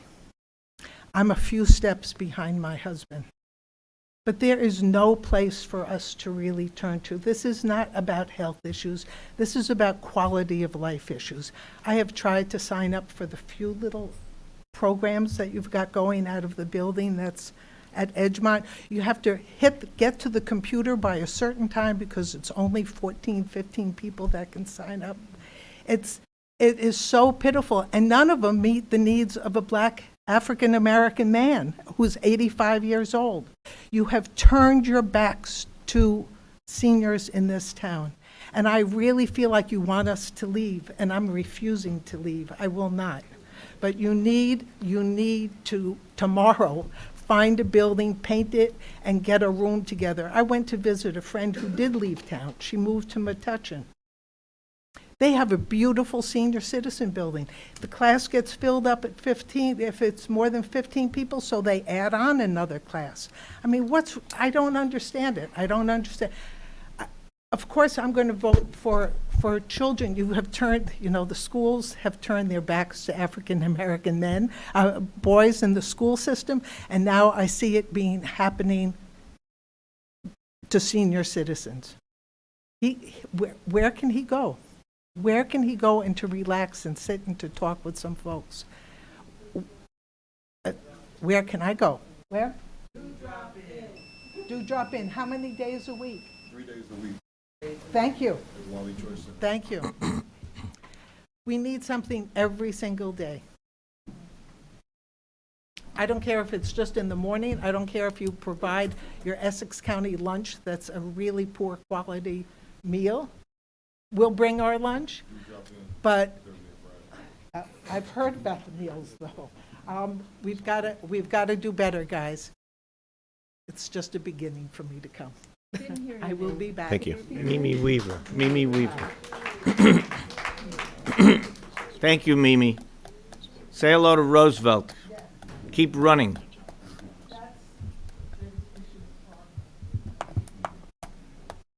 Hello, my name is Isle Badajo. I also live on Clover Hill Place next to Mr. Cotter. And I am, sorry, can you hear me? Better? Yeah. All right, so hello, my name is Isle Badajo. I live on Clover Hill Place, close to Mr. Cotter, and am here to express my support for moving forward with the development at Lackawanna Plaza. I moved here just over 4 years ago, and thought this was going to be a quick project. I mean, this is clearly going to be a slam dunk. There's a lot of open space. It's in the middle of town. It's just a really great opportunity.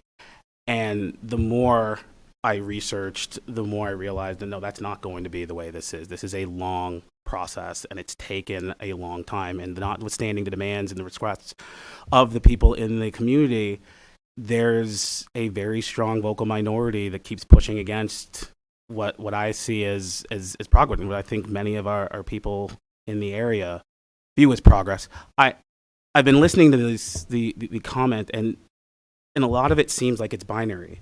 It's either start or stop, and we need to delay because we have to do all the reports. I don't think advancing this part of the process forecloses the ability of everyone here to seek more information. But time matters. So Dr. Baskerville said, let's push it till January. And then in January, we can move it till March. And then in March, we can move it till June. Because we need more studies. You can get an endless amount of information. I do deal work for a living. And at the end of the day, time kills deals. This is development. It's not going to be available forever. At some point, Mr. Plax is going to have to move on. And I've looked at the plan. It's fantastic. There's going to be community space. There's going to be a lot of pro-community development down there. And if we say no, fine. But the option is nothing else. It's just going to be more time. And time, like I said, matters. COVID-19's taught us anything, is that things can change very, very quickly. I think the time is now to move forward on the project, lest maybe we don't have an opportunity in the future to do so. Thank you.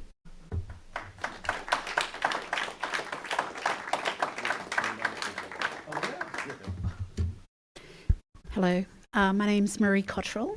I live a block and a half from Lackawanna Plaza. I am here to voice my support for starting the process to have this project started.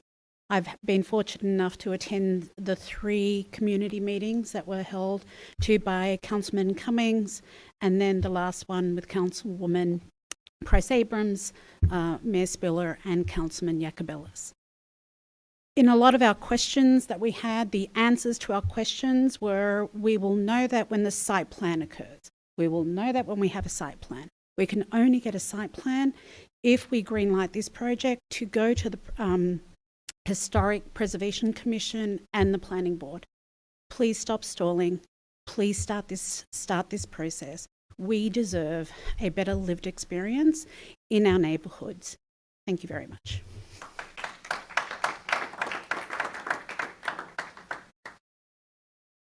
Hi everyone, Mayor Spiller, council members. I know many of you from the work that we did together during the COVID task force, and had the pleasure of getting to know a lot of you and a lot of the community members here as we pulled together as a community to really support the needs of our whole town.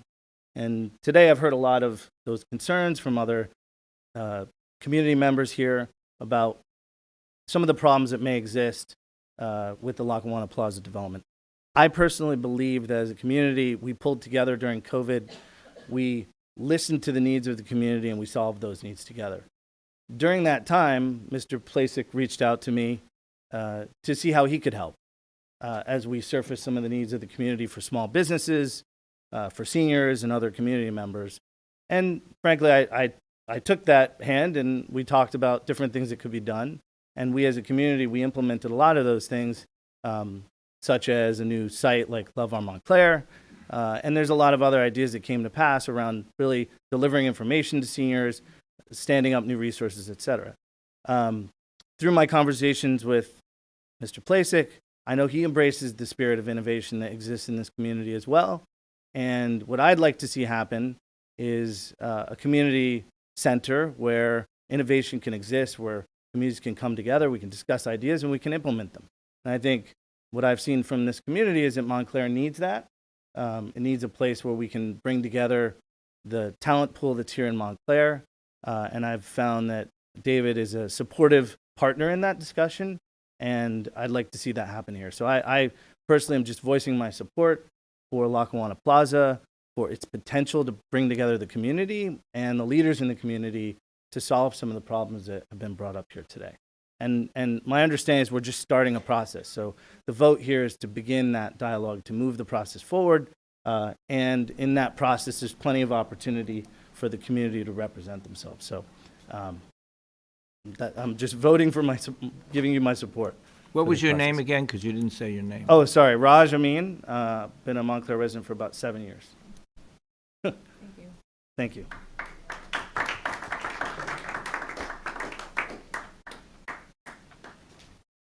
Hi, I'm Yai Packard, 16 Madison Avenue, and I'm speaking to you as a resident of the 4th Ward. I'm in favor of the development plan presented by Ms. Talley and Mr. Smith at the town halls. 3 of them I think we've had in the last couple of weeks. I, too, am looking forward to having easy access to a decent grocery store. The lots have stood empty for too long, and the plans provide lots of open, people-friendly spaces for art and history and gathering. I'm a relative newcomer to the 4th Ward compared to some of the people speaking here tonight, but in my 23 years here, I've been sad to see so many friends and neighbors move away to retire or start new lives where the taxes are lower. This development will help to offset the bump in taxes coming our way imminently, and I welcome that help. I look forward to discussing the development plan further at the Planning Board and hearing more about BDP Holding Team's innovative design when it's time to see the site plan. Thanks.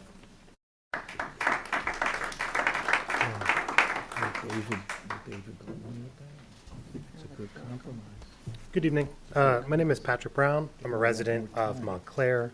I'm here to voice my support for moving forward with the review of Lackawanna Plaza. I'm struggling to understand the conflict here in terms of questions that have been brought up and this point in the process. I think we can have these things come together. I think there are very good questions that have been brought up. I think they require some more exploration, but I also think we can move forward with the review portion of this plan. The lots sat empty for far too long, and I think both having the understanding of the town as the Plaseks do and BDP Holdings does, as well as focusing on the grocery store and the historical elements of the building, for me, give that enough to actually move forward with the process. So I just want to say thank you, and I'm here to voice my support moving forward.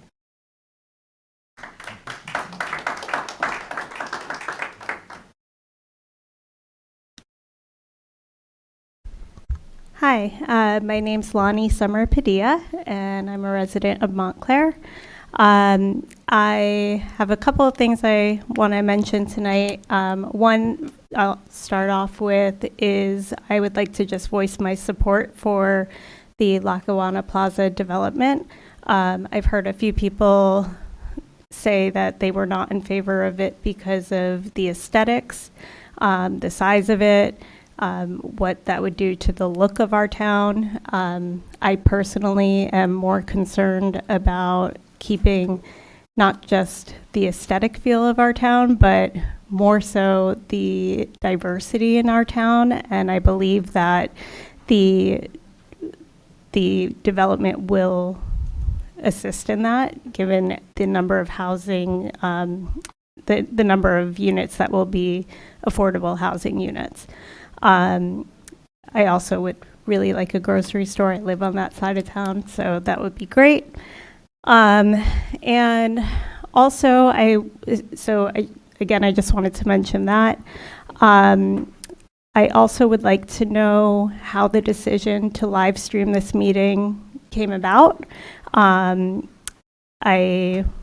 not sure if there was a vote taken on it. I'm not sure if there's documentation about how that decision was made and where we might be able to find that.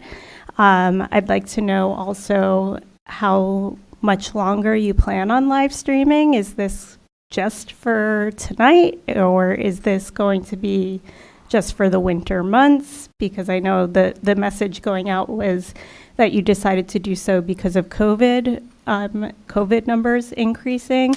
So I would like to know when we can expect that, to end or not end this live streaming. So if you could provide some clarity on that, that would be great. I certainly am in support of live streaming. Most towns surrounding us do that, including Morristown, Verona, quite a number of towns do it. Our Board of Ed does it. And not only does our Board of Ed do it, but they also provide the option to make virtual comment, which I know was being done with the town council meeting at the height of COVID and would be really great. It would help to increase participation in our town, which I think is necessary if we're going to have a real democracy here. So I'd like to mention that. I also would like to follow up once again on the investigations. Again, 2 meetings ago, I was told that the Morgan report was not provided because Ms. DeVito wasn't here. Ms. DeVito was here last time. I want to know if that has been provided yet to the town council members. And also, what is going on with the investigation with Stafford? How much longer is that going to go on? He is on paid leave. We are paying. So please provide an update. Thank you. Thank you.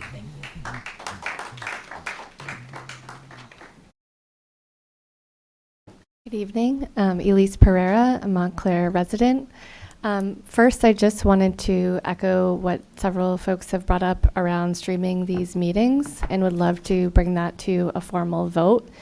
It just feels like common sense why we wouldn't want more civic engagement in our town.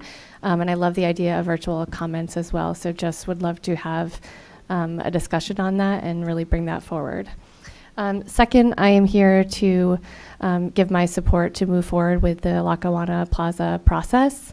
I think it's important to reflect on where we are as a community right now, in that, the prior developer in this area, there was a lot of concern, obviously litigation involved. So there's already a lot of mistrust.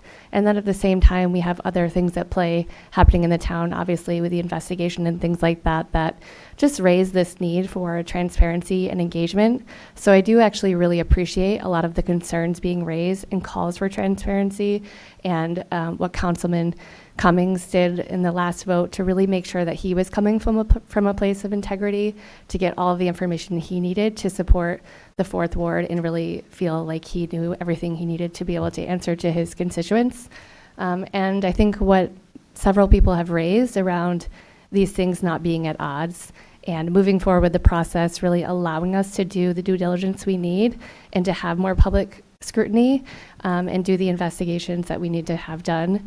I personally, after the last town hall where this was brought to a vote, reached out to Mr. Placek myself to get some questions answered and to really better understand his commitment to transparency and engaging the community.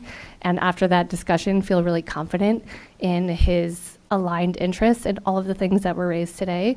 So just want to voice my support in moving this forward. Thank you.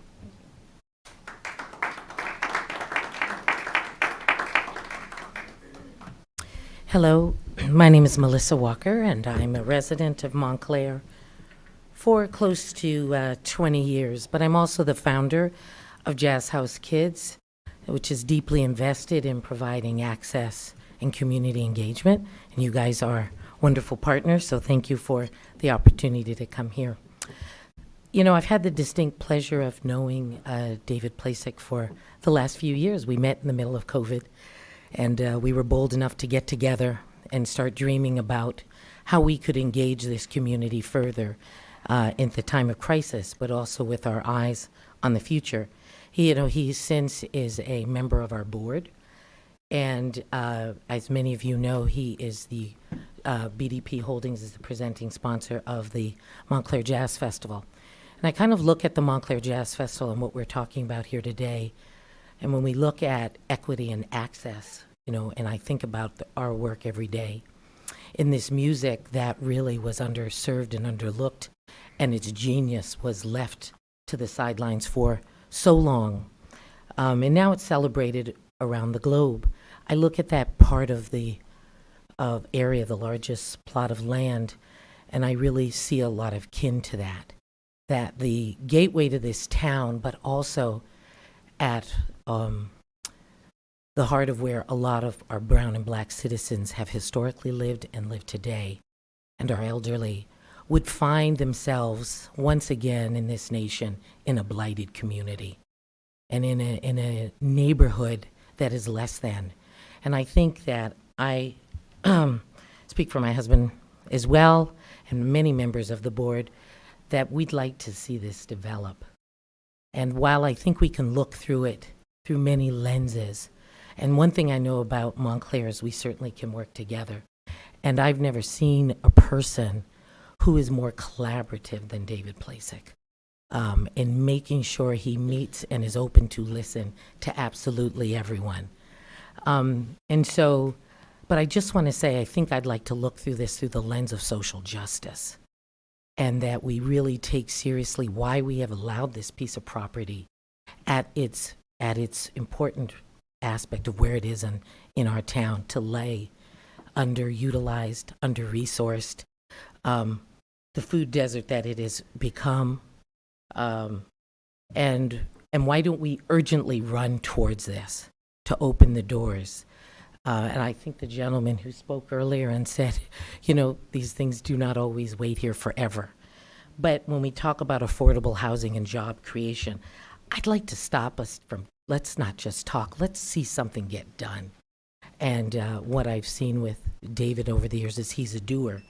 But I also want to just lastly say, that might be my buzzer, I want to lastly say, what about beauty? What about beauty? And really seeing the gateway to this town look beautiful and be welcoming and have green spaces. That is far too long, it's particularly in poorer communities, not a part of the plan. And so I just would like to put my vote of not only confidence and support, but wholeheartedly, and I hope we can usher this through quickly, so while I'm still standing on 2 feet, we'll be able to enjoy it, along with the many friends of ours at Jazz House. Thank you for your time.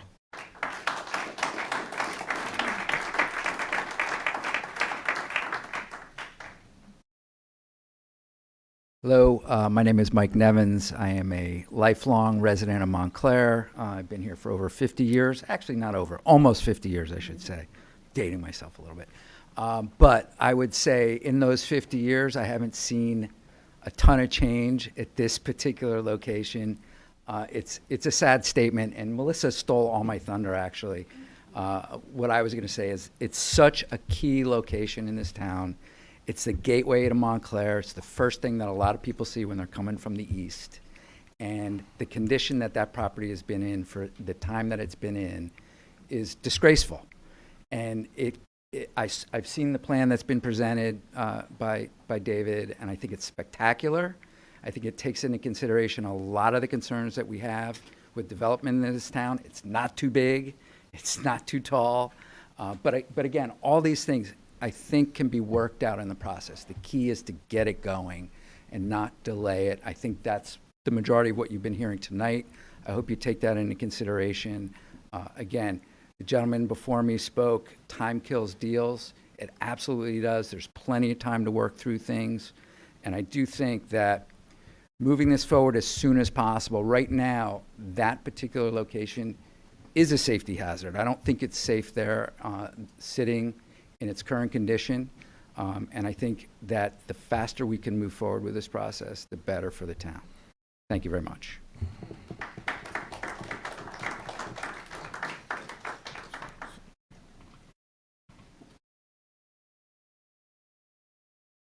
Hi, everyone. My name is Eileen Birmingham. I'm here tonight. First, to thank you for streaming this meeting tonight. I think I checked, there were 82 people watching it on YouTube when I checked.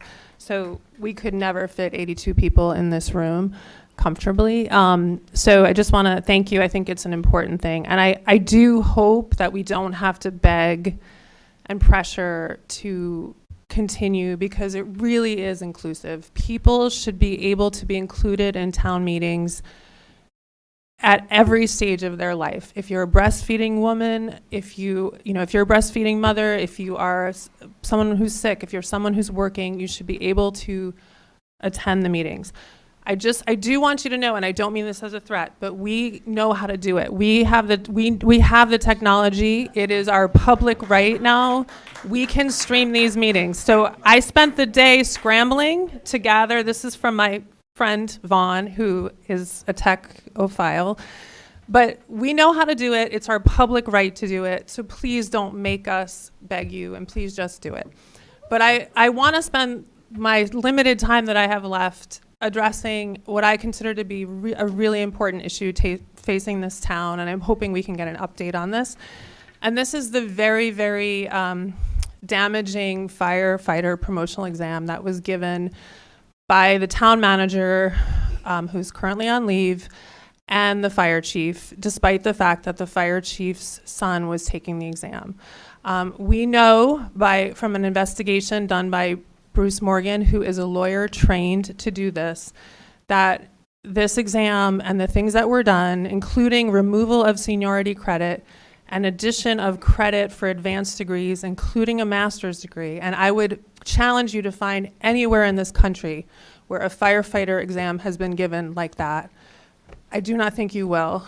But he found disparate impact on Black firefighters, and the result was to refer it out to a law firm that has potential conflict of interest. And we need to know now, because my understanding, and this is rumors, they float in this town, my understanding is that the promotions they want to push them through. They're doing an end run around that. They have taken the schedules of many firefighters, scrambled them up to create acting promotions and subsequently increase pay for certain firefighters. And I know it's not popular to criticize the fire department, but I will do it, because if we cannot agree in this town in the year 2022 that nepotism at the expense of Black firefighters is improper and incorrect, and we cannot tolerate it, if we cannot agree on that in this town, then where are we? Where are we in this town? So please take it seriously and do what you need to do. Did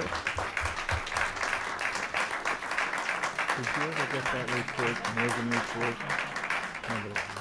These people. Hello, Council and Mayor Spiller. I just wanted to step up here to actually say to you guys that... Your name first. Sorry about that. My name's Taylor Lee. So I just wanted to come to you guys and actually speak with you guys and actually say how the Lackawanna development would really be a tremendous success and a tremendous help to the community.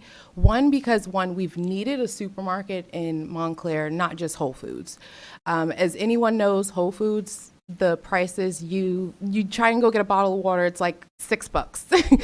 We need something that's not only for, as we say, every ward, but we need it for all communities throughout Montclair. We need, more resources, and I think more apartments will definitely bring in more revenue that could really help the community and us, whether it's receiving new vehicles for the town or, raising different funds for the town. I think this development could really not only be an asset to our community, but it also can bring tax revenue. It can bring a lot more residents, new Montclair residents. I think that's a good thing. Always bringing in more new and better things really can uplift our quality of life and make it much better here in Montclair. We haven't really updated a lot of things throughout the town, and having a new development like that would really allow us to not only, make more money, but it will also allow the community to have more resources and accessibility to the things that we need. So thanks, guys, and I just wanted to say I do support the development, and the sooner it can happen, I would say the better we would all be off, and only because waiting is not really going to help us, guys. Waiting for tomorrow, waiting for a report is not going to help us. If we start today, we will be able to really provide, whether it's the necessary reports that you guys, the communities ask for, or necessary information for traffic stops and really safety. We totally understand safety is really at the heart of our community, and we need to make sure that our residents are safe, our teens are safe, our everyone's safe throughout the community. So this Lackawanna development not only should start now, but it should also, of course, take in accountability what the community did say and some of the issues that were arisen. But it should start. Thanks, guys. Thank you.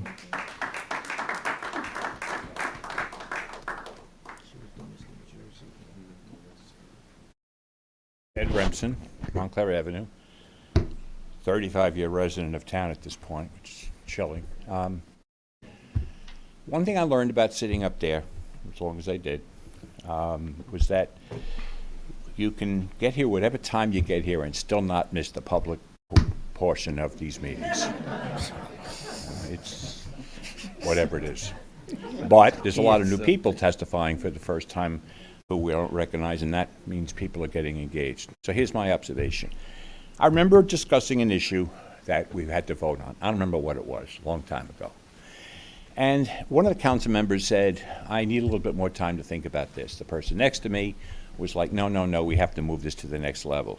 And I said, 2 more weeks ain't gonna kill us. There was some new questions being raised that we had not heard before. So we decided to give it 2 more weeks. 2 more weeks came, and I said to the council member who had asked for the delay, what do you got? Well, he hadn't really had the time to do the work, and he hadn't made the calls, and he'd like 2 more weeks. And I said, no, you had your 2 weeks. Move on, we voted on it. And that's how this works. I'm concerned about, I contacted Councilor Cummings the day after the meeting. I went to his first meeting, and I watched the second one. And I congratulated him on what I thought was one of the best meetings I'd ever been at or seen, because everybody's question was written down. There was no knee-jerk reaction. Let's answer the questions tonight. Let's listen to what people have to say, write them down, and we promise you an answer at the next meeting 2 weeks hence, and every question was answered. Every question that remains, from density to land use to affordable, is going to be discussed in every part of the process going forward. This is not the be-all and end-all. The planning board, I served on the planning board. The planning board process is going to require every single study and every single nuance. You're going to have options to do that. HPC is going to have options. I fear that we're sending the wrong message, despite the patience of the people involved. If you haven't been involved in the development process in this town, we have had some painful things, misrepresentations. I'm going to build this, but instead I'm going to build something else when I get my approval. I think we have a good faith situation here. This needs to go to the planning board, where everybody's options are open. Every study, Mr. Who spoke earlier from the NAACP, my friend Bill, we're going to have a chance to review every single question, every single study. I fear that the months turn into another couple of years. We know that even under a best case scenario, shovel's not going in the ground on this for some time. So it seems like no big deal to wait a couple of more months. I think the questions have been asked, the studies have been anticipated, they're all going to take place. Could we please get to this to the planning board so we can have a more fuller discussion? Time is money. We're losing time. We're going to lose interest, and we're going to lose the businesses that could be coming here because they're not going to wait 3 or 4 more years. God bless you all for your service.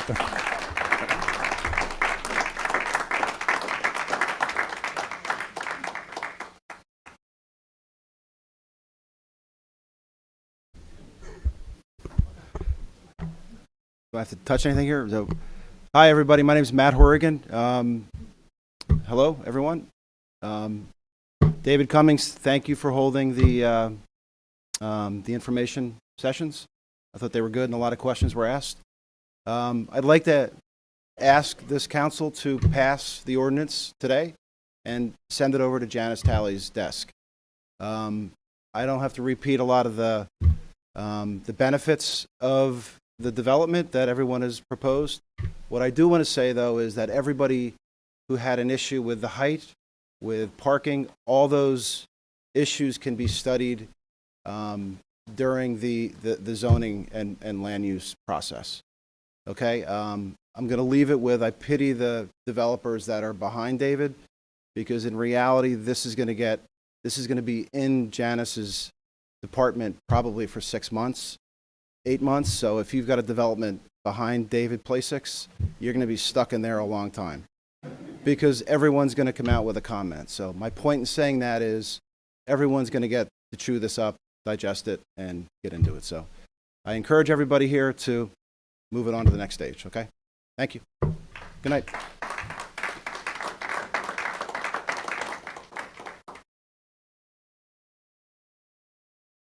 Hi, I'm Rachel Grahowski, resident of Montclair for 17 years and a local architect who's done a lot of work in the community as well. And I'm here in support of Lackawanna. But again, I just want to say, as an architect with a certificate in historic preservation and interest in community development, economic development, and environmentalism, this project really hits all of the marks that we want it to hit.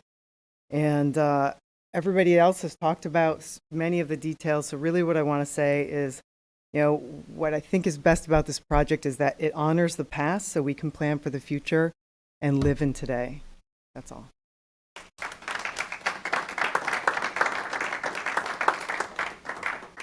Evening, everybody. Stephanie Fitzgerald, Montclair resident, Madison Avenue, 4th Ward. I just want to say I'm here in support of moving forward with the Lackawanna project as soon as possible. I think that I believe in our people. I believe in you all. I believe in our fellow residents. I believe in this unbelievable diversity that we have here of thought and ideas. I believe in David and Bridget Plaisik. They've shown me when I was director at the Montclair Pre-K, the work that we did in terms of the playground project. It was just such an unbelievable honor to collaborate with them. So I feel we are blessed. We are blessed with the human beings that are behind this project, and we're blessed with this community. And I say, for the sake of me as a mama and my husband and for our kids, that I'd like to see it move forward. Thank you very much.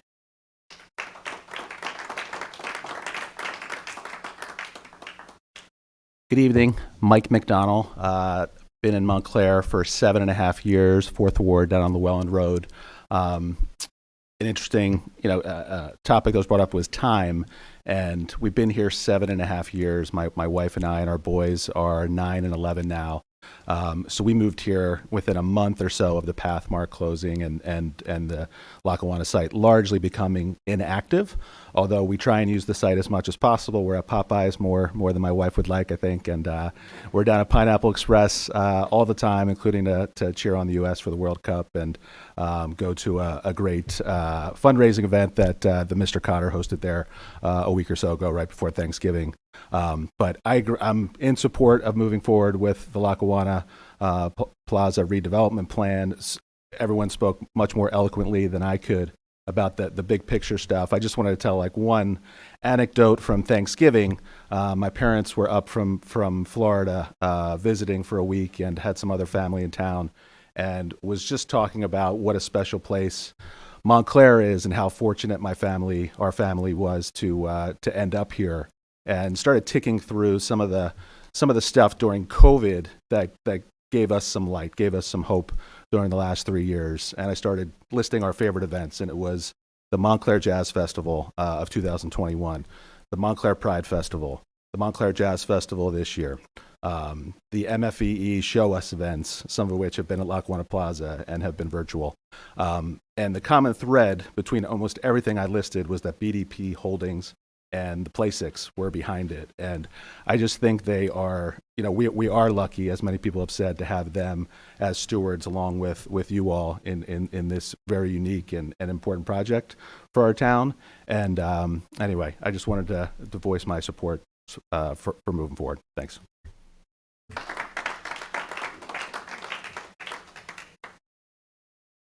My name's John Lytle. I live at 40 Union Street. That's at the intersection of Union Street and South Willow Street. By the way, that's approximately 2 long blocks from Lackawanna Plaza. This issue is close to me. Like the prior speaker and quite a few tonight, I want to speak in favor of the project, but I just want to express 2 concerns that were both raised at the most recent public meeting that Peter spoke at and a representative of the developer. And those are, well, actually, the issue is, at the most recent meeting, many 2D images were displayed. Some on placards, some slides were presented, but they were all 2D. Some had perspective, but as far as judging height, density, or how tall something is, I think for the benefit of the common citizen and for the planning board and for any other agency that has to approve following steps to this project, nothing would be more valuable than the developer presenting a 3D model. This was mentioned at the most recent meeting at Hillside School, and a consultant said that they were working on one, didn't commit to a date. That's okay, I can understand that. He didn't have it in his head. But I really think a 3D model would be most helpful for the common citizen to understand this, and all of you too, I believe. The only other thing I want to say is that in the common media, a minute and 30 seconds, I thought I'd gone farther. I've read a lot that at the state level, land use policy is to encourage large apartment buildings near railroad stations. Yet at that most recent meeting, because of the obvious thing as far as it being very green, that if you can get to your job via railroad, there's a need for less cars, or at least, if 2 people live in a 2-bedroom apartment, maybe they only need 1 car instead of 2 if one of them uses the railroad. But when parking was mentioned about this development, ratios were spoken of at the meeting without saying what the ratios are, about the assumption that a certain percentage of residents would get up, go to their car, leave the neighborhood for a while working, and while they were gone, that parking space could be used for the supermarket.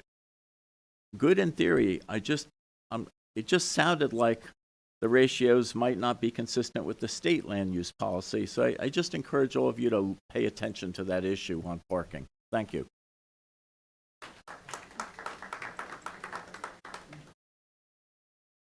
Hello, my name is Paul Mikowitz, and I've been part of town, working here, living here about almost 25 years. And I've heard a lot of great things. I want to thank all the people that have spoken today, a lot of great comments and observations. Very happy to support the Lackawanna project. The one thing I haven't heard a whole lot of, I heard a little bit about traffic study. Population density, in urban areas is really, really great. It's part of the solution, but it needs to have good transportation that does not rely on people driving around individual automobiles. So I would just urge the town to develop more of a plan, use the SAFE plan, to make it easier for more people to get around town by biking and walking. I know a lot of people that would love to ride their bike to get around town, not just for recreation, but to get to things, but they don't feel safe. So we have a lot of new residents. I think, again, the population density is part of the solution. There's a lot of efficiencies that come from that, but you need the transportation piece. Thank you.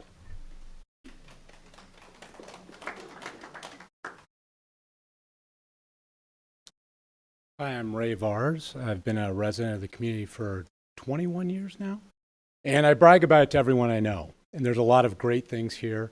One thing that I don't brag a lot about is Lackawanna Plaza. It's been surprising to me that it has not been redeveloped. It's an obvious area for that. And I have a lot of confidence in you guys. I have a lot of confidence in David. I've spent a lot of time talking to him about the project. I appreciate David Cummings. I attended some of the information sessions you hosted, which helped give me greater clarity. And I think that I echo a lot of what others have said here, that at this stage, it's about moving this process forward. And I really want to lend my support to that and reiterate my confidence in Mr. Plasek and my confidence in you all to do right by our community and develop a great project at Lackawanna Plaza that we can all be proud of. And I can add that to the things I brag about to my friends that have the unfortunate state of living somewhere else. So thank you very much.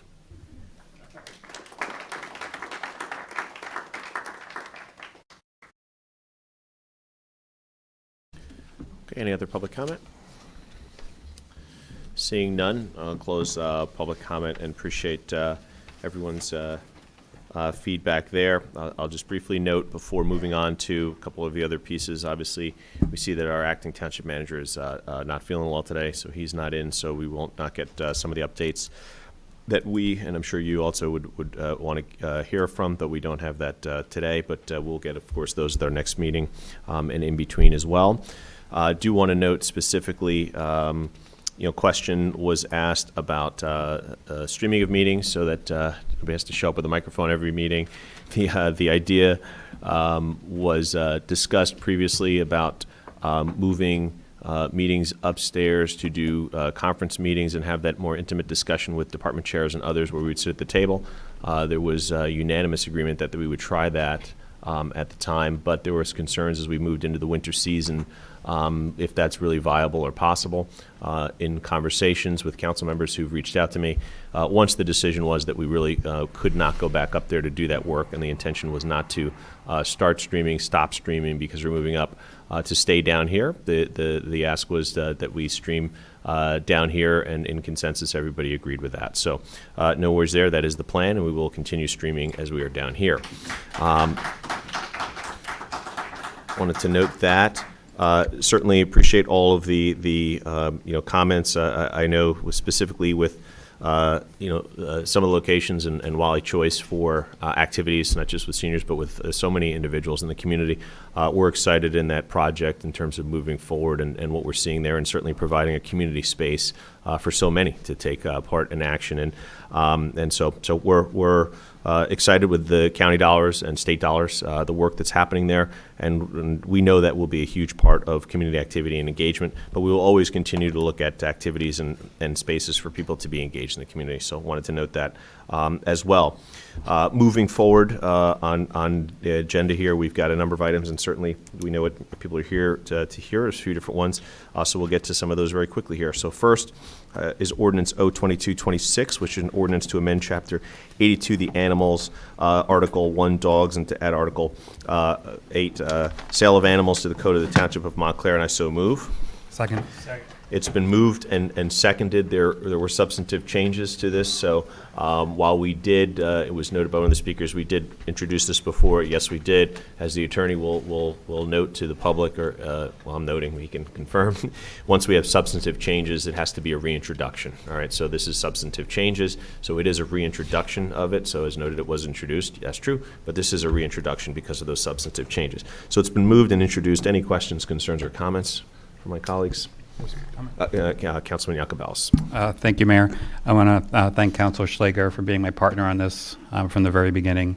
Deputy Mayor Herlock, who has a soft spot for puppies. Thank you as well. Councilor Russo, Councilor Price Abrams, Mayor, everybody who I've spoken to about this. We took our time, and I want to thank the advocates in the room, to create a really solid ordinance.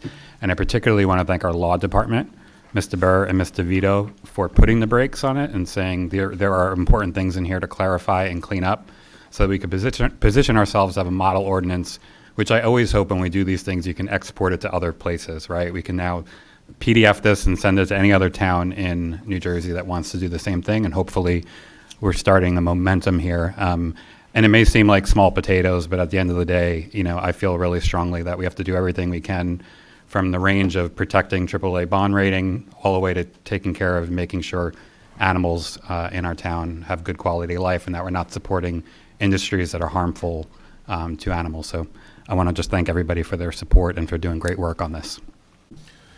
Thank you, sir. And it should be noted, the Montclair History Center, in their presentation before for CDBG, included some images of some cute animals, and I know that got everyone's attention, so that should be noted, right? I saw you get pretty excited over there.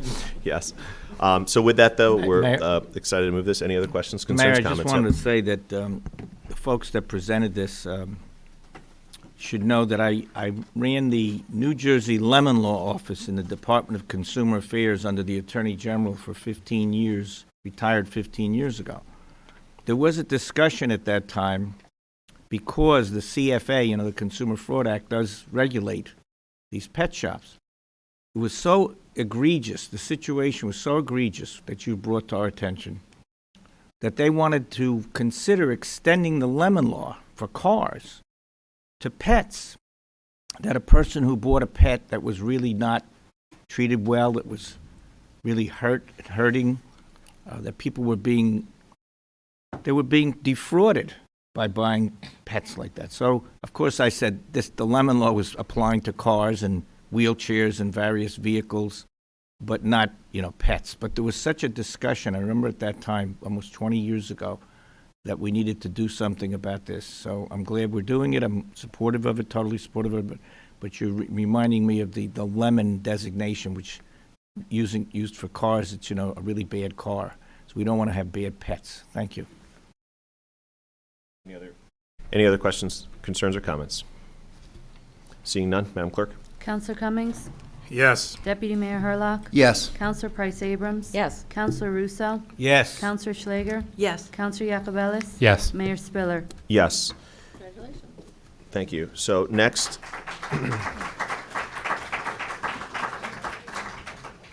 next is Ordinance O-22-29, which is the ordinance to approve the redevelopment plan for the Lackawanna Plaza for the Township of Montclair. I so move. Second. It's moved and seconded. Questions, concerns, or comments? Councilwoman Price Abrams. Thank you, Mayor, and I do appreciate the members of the public who may have left and those who are still in the room, for the robust engagement and considerations. If I may, through you, or however we do this, through the acting manager, we have our planner here, and I had asked at one point if she could walk through, just what the process is, and I want to actually throw into consideration for this body whether we would consider extending the time that it would go to the planning board from 45 days to 60 days, just in light of this being over the holidays, that being a factor. So I'm offering that as a suggestion while we think about that, and ask if we could, the planner, just lay out for everybody here and listening, it goes there, in due time it comes back, and all the opportunities there may be for that kind of input and process. Would that be? Ms. Talley, if you wouldn't mind. The schedule. Mayor, if I could also ask, if you could just overlay, Ms. Talley, to at what point the traffic and circulation studies would be done on that path? Thank you. Okay. First question, the process. Obviously, the public input process has already started because you made the draft plan public. It's on our website. Officially, once you introduce it, it's out there. That really starts the time frame. And that, according to statute, it's 45 days that the planning board has to review the plan. They are tasked with reviewing the plan to determine if it's consistent with the master plan and then submitting a report back to you. That said, you can give them longer than 45 days if you so choose. But whatever, you have to give them some time frame in which they need to respond. The planning board, as part of their process, it's not a public hearing. Their evaluation is really dictated by the planning board chair. The way they proceed to review it is dictated by the planning board chair and the members of the planning board, how they proceed. What we're going to do is we're going to present the plan with the consultants next week to the planning board if you introduce it tonight. So they'll have the benefit of the planner that prepared the plan and the architect that provided the design standards. They'll present the plan to them. We have the planning board's parking expert who reviews site plans and is reviewing the redevelopment plan to see how the parking ratios work, and they will report to the planning board. We have the traffic engineer that the planning board has retained. We'll be reviewing the traffic aspects of it. And that's all part of their review. The Historic Preservation Commission will also be evaluating the plan, even though that's not required by statute. I know they're very interested in it, and so I'll be working with them as well. And all of those meetings are really meetings with those boards. The public comment officially comes at the second reading before the council. However, we've had public comment at the 3 public meetings that we've had so far. I'm sure we'll have public comments, if the boards so allow, before the Planning Board and the Historic Preservation Commission. But I've also been receiving reports from interested parties, from residents. They've emailed me their comments, so if anybody wants to add their comments, they can send them to me, and my information's on the website. Janice Talley, the Director of Planning. And all that information we are compiling it, and we'll be delivering the report to the council, what type of feedback we have. At that point, after the public review period is over, you'll have an understanding of what changes are proposed. And you may need to reintroduce it at that point, or you may not. But that's the process. And I think what you've seen so far is the township is listening. We haven't made any changes, but we're in the listening phase right now. The second question, regarding the traffic study. And my response to that is that depends. I know that we've heard that there's a traffic concern. We knew that there'd be a traffic concern, and that there's a desire for the township to do an independent study. We have received qualifications packages from a number of traffic engineers through an RFP that was issued, I believe, in October, and we received them in mid-November. So we do have some traffic engineers that we can reach out to get proposals from and see what, number one, the cost. I did bring it to the attention of the CFO that we may have an additional cost to factor into, and a time frame. So I don't know what that time frame is now, but we have the opportunity to do it if the funding is allocated. And that can be, I can't give you a time frame for how long that would take. I just wanted to clarify, if I may, one other detail, just to finish. So site plan review's been mentioned many times in rooms I've sat in, and it's not something I'm as familiar with. When is the site plan actually, the planning board is doing its job, when is the site plan? How do you distinguish the site plan review? Just, that's the piece people keep talking about, I just thought, for me and everybody else.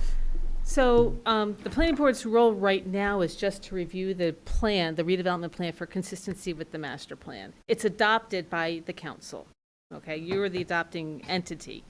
Once it's in place, then the regulations are in place, and David Placek, or the owner, the applicant, can submit an application for site plan approval to the planning board. And the entire process is a public hearing.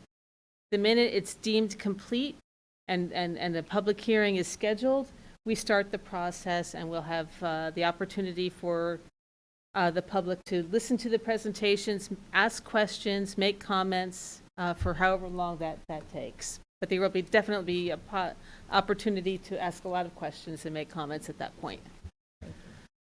Councilwoman Schlager? Thank you, Mayor. I have a couple of questions, Janice. The independent study, the independent traffic study that Mr. Cotter, I know, has mentioned as well, how long, if the RFP went out and we have it, how long would that take in your expert opinion? We already did the RFQ, so we don't have to. We don't have to do the RFP again. We asked for qualifications. I now have to ask for specific proposals. Okay. Once I get the specific proposals, we'll have an idea of how much it'll cost and how long it will take, and I'll be able to give you more detail. Okay. If the planning board needs more than 45 days, can they request that at some point? And how many meetings, if this goes through tonight, how many meetings from this moment? I think the next planning board meeting is Monday, this coming Monday. How many meetings would that entail? Well, right now, if it's introduced tonight, the 45-day period, I think, takes us to mid-January, January 20th, perhaps. There's 2 planning board meetings, actually 3. There's the 12th and then the 19th. Right. And we have both those meetings dedicated to discussion of the redevelopment plan. Mm-hmm. And then the first meeting in January, which I think is January 9th, the planning board will be able to wrap up their comments. Okay. So that's the plan right now, but if they get more time, then we'll see. So on January 9th, if they, if they, That would be we within the feel we need 45 more day, time. yeah, within the 45-day Okay. period, that's when they'd have to wrap up their comments. Okay.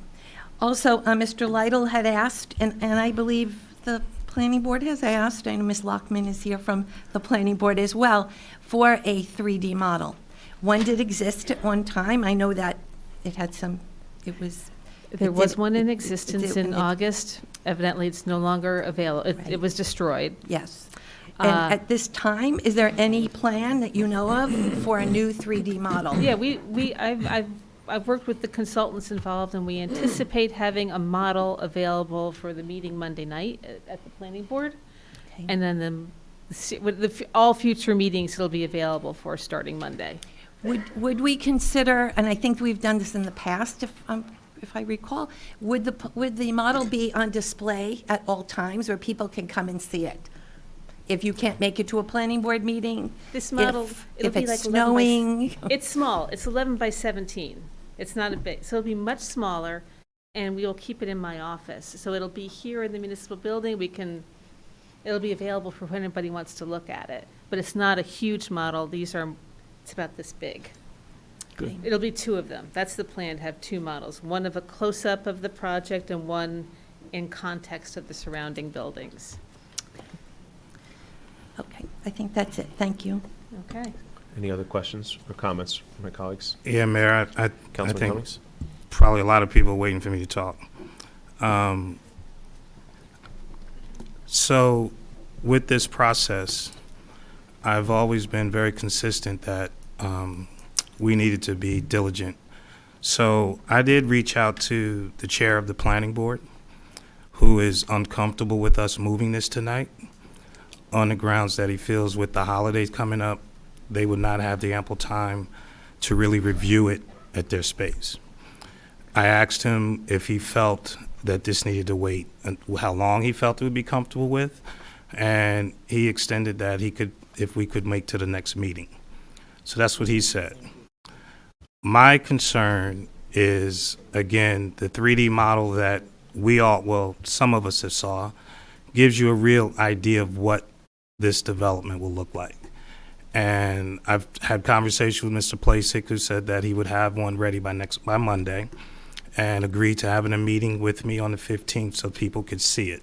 And when I say people, I'm really talking about the folks who live in the area that would be most impacted. I think it's very important that I think I've been clear with all the emails that we received that my concern are the residents who live near the property. Those are the ones who are going to be most impacted by this, and those are the ones that are leading my personal conversations and meetings. I had a meeting last night over Zoom with Mr. Smith's design with some folks who, they had some issues with it, but I think at the end of the day, to really get an understanding of what this development is going to look like, the 3D model is important. I was very disappointed that it was destroyed prior to when it happened, because I think it really gave you an example of the size and scope of the project and the impact. So what I am asking this council to consider, based on conversations with two members of the planning board subcommittee, who I believe you met with yesterday, as well as the chair, is that we do recognize and honor their requests, because they do feel as though moving this tonight puts them in a perilous time, not have enough time over the holiday break to really investigate and look into this with questions. The other part is the traffic study, which from the beginning, Janice, first time you showed me, I said we need to get an independent traffic study. And that was back in October. So I'm not very happy that hasn't occurred.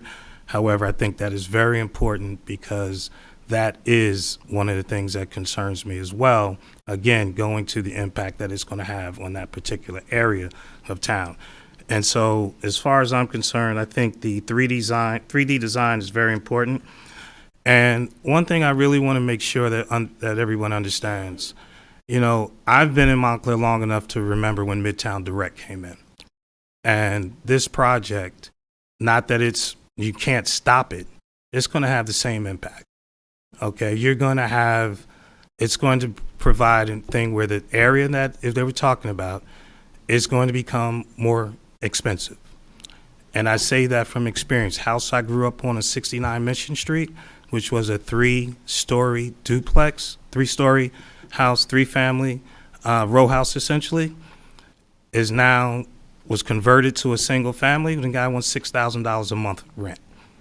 So I'm not under any illusion that 20% affordable housing sounds good. It is good, but it's really talking about 70 to 80 people. So please understand that the long-term impact of this is not going to be an increase in diversity in this town. That's a fact.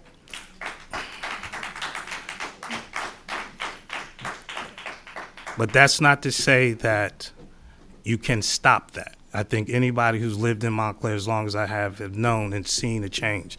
The other thing I want to say is the Fourth Ward has never been blighted. It has never been a place that is less than. It is an area of town that I am very proud to be from. And it is an area of town that is pretty much, when I look on those walls and I see the folks who represented that ward, I see me, and I see folks that are raised in this town who understand the history of this town. And so this is not any disrespect, but my family came here in 1920. I'm not the only one with that long history. And they came to the Fourth Ward. And so my roots run deep. I've had several conversations with Mr. Placek. He knows where I stand. I think this ultimately is going to be done. My other concern in terms of for the community is finally being able to say what and who the grocery store is going to be. Because just saying there's going to be a grocery store is not the same as what is the grocery store. And I've indicated to him that, you know, that is something that I'd like to know when we'll be able to do that. So to the question of all the conversations we have, do we have an understanding, or once we get the site plan review, will we know then what the grocery store is? I'm asking you just based on what the site plan review, because that seems to be the point where everything will be known. And I don't have an answer for that. It's at the discretion of the applicant if they want to say who the tenant is. The Okay. planning board doesn't deal with the actual user, but the use itself. Right, and I just wanted to put that out there as a question. I knew the answer before you answered it. So what I'm saying to the council is that I reached out to the planning board to find out whether they're comfortable with.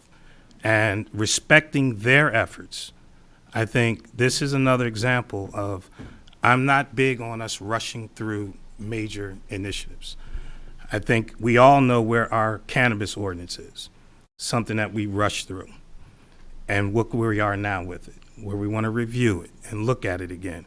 So that's just an example of, personally, I feel we need to really take our time. This project has been delayed previously because I think I'm not so sure that the previous developer had the interest of the community in place. I commend Mr. Placek for that. I think he does have a level of commitment to the community, but for me, it's process now. And I think in terms of the process that we need to follow, if the next step is the planning board, and we're going to send it to them, and the chairman of the planning board says, I do wish we had more time before this came to us, then to me, that is the process we need to follow, because that is the next step in this important process. And if he doesn't feel they have the time to do the timing, and then a conversation about whether or not we're delaying. The fact that we're here right now is because of me. I asked this council to delay this back in October because the development plan wasn't done yet. And I felt that I knew I had to take it to the community, because the last thing I'm going to do is have anybody in the Fourth Ward, particularly people who live near the neighborhood, tell me what they didn't know. And they didn't have an idea. And again, no disrespect to Montclairs don't live near there. But again, I go back to, I lived near there. I knew what was going to happen after Midtown Direct. And I'm not saying Midtown Direct has not been a positive thing on the township overall, but I know it's been a negative on the impact of the black people who lived in this town and how many of them moved out. So I've spoken enough. You guys know where I feel about this. Again, I did my due diligence in terms of speaking when this came out. I think, I do support the idea of giving the planning board an extended period of time after we get through this, for the simple fact that they're going to need to have that traffic study to be able to do their job properly. So I am saying that, based on my conversations with the individuals who have to take the next step of this, that we delay this until December 20th. That's our next meeting, correct? Yes. And then that gives the planning board enough time to do their review, and this is based on conversations, again, with the chair and their subcommittee people. And so I hope my council colleagues will give me the support in that. And so that's the key thing. Now we get the opportunity to do what we need to do, which is vote on this. So thank you, Councilman. Thank you all, council colleagues, for comments, and certainly appreciate what we've heard from the public. As I often do, and I'm sure many of you do as well, as I sit here, I always try to listen to my colleagues' comments and see if there's a way to marry some of those pieces and bring them together. What specifically we've heard from many of you tonight, and certainly I know that many have expressed even here, the desire to begin this process and to move it forward in terms of getting some of these other answers, right? Makes sense in so many ways. Nobody's disagreeing with that, anyone. But also, I think we've also heard, hey, is there a way to make sure there's the time to assess this, to get some further answers? Some things will change, some things won't, but find out what those are and get responses. What I've just heard, and I heard from Councilman Price Abrams, I hear from Councilman Cummings now, and Mayor Remsen, your comments are in my mind as I listen to this as well. You know, the request to wait until December 20th, and I know I spoke to Councilman Cummings a little bit about this before, as you know, is if we follow through with that, that adds an additional 14 days to this process, right? If we wait till the December 20th, that gives us an extra 14 days. However, if we move forward tonight, introduce it, get that process going, but instead of requiring 45 days, we ask for 60 days. That gives us everybody an extra 15 days, not 14, an extra 15 days. So one additional day, which accomplishes the ask and allows the process to begin. So we get the best of both worlds, by all accounts, that I can do some assessment of mine. So I'm going to move, amend through substitution, that we move forward with the Ordinance O-22-29 as stated. However, changing the required time from 45 days to 60 days. Again, that will provide 15 days for the planning board and others, instead of the 14 days that they would have if we just wait until December 20th. So I so move. Mr. Mayor, I have a question on that. Yep, moved and seconded. Questions, concerns, comments? Yeah, so again, I go back to Mr. Nguyen requested the extension. And so he's getting it by an extra day. Well, he's saying that when we move this if we moved it on the 20th, that's not the same as moving it tonight. If we moved it on the 20th, we're still going to need to extend the time frame for the planning board to review, because we still don't have the traffic study done. Well, I said something else. I'm not sure I heard that before, right? But if we moved it today, it was 45 days. Right. And that means if we moved it to December 20th, which was the ask in the conversations, that gives 14 days extra, right? What I'm saying now is this gives 15 days extra, right, to look at that. One more day, by any math on it, it's one more day. And to the chairman and others, that's an extra day than they would have had, and appreciate your efforts to give them the extra 14. Let's give them 15 days, right? And through that process, we begin it so that others can begin that process, but we give them the extra day. I hear everyone's comments, but I think this gets us both things, which is, to me, a win-win. Then my other request of commitment is that they have ample time to review the traffic study, so that once they get that, which I believe Ms. Talley has already gotten groups from there, that is part that they're giving ample time to really review that and have it in their purview to be able to make a decision on what they're going to be doing. Well, I certainly won't speak for, and again, this is just a motion of the second here. I won't speak for the whole body, but I will say this. I certainly would leave that to this body, which is the determining body, as Janice has noted, to make a determination of what ample time is or appropriate time, any of those terms, because as we've heard from everybody here, your definition, my definition, someone's definition, all could be different of what appropriate, ample, any word we want to choose are. I am absolutely with you in spirit that we want to make sure all of this, every piece of it, is thoroughly reviewed. I want to certainly say to Janice, officially for the record, even some of the pieces that we just received tonight with regard to impact study and some of those specific points, we ask that those be considered. So this is a yes and conversation. So Councilman Cummings, I think we all want to make sure that this is fully reviewed. And I think as a testament to this body, the singular redevelopment plan that we have had experience with so far, Seymour Street, has come out really, really good, right? We know we want quality work. We want something that's going to be excellent in this location as well. The goal is to get something that examines traffic and everything else. That's a yes. But I wouldn't say we leave it to the planning board's going to determine what ample or, we're going to hear how much time any entity had. And this body is going to decide, was that enough time or was that not enough time? But the commitment is that everyone has enough time to review this. That's the goal. All right, well, I think you know where I am, and as we make this decision, I think the next best thing for me is then, and I told Mr. Plasek this, next week, I do want to have another community meeting where we will show that 3D exam to the folks, so then they will be able to even go to the planning board with their, although it's not a public meeting, they will end up with a public meeting to be able to see this, because I've saw it, and I think it's very important that other people get to see it, as well as this body. I think it's very important, and certainly I'm sure Mr. Plasek is listening out there somewhere, and to all others, it's just a notice that, hey, listen, we all want to move forward in this. Don't give any reasons why it is held up or reasons why it should be delayed. So make sure everything is ready, forthwith on all fronts, and hopefully this process can move forward appropriately. But noted. Council, any other questions, concerns, comments? Councilwoman Schlager. Thank you, sorry.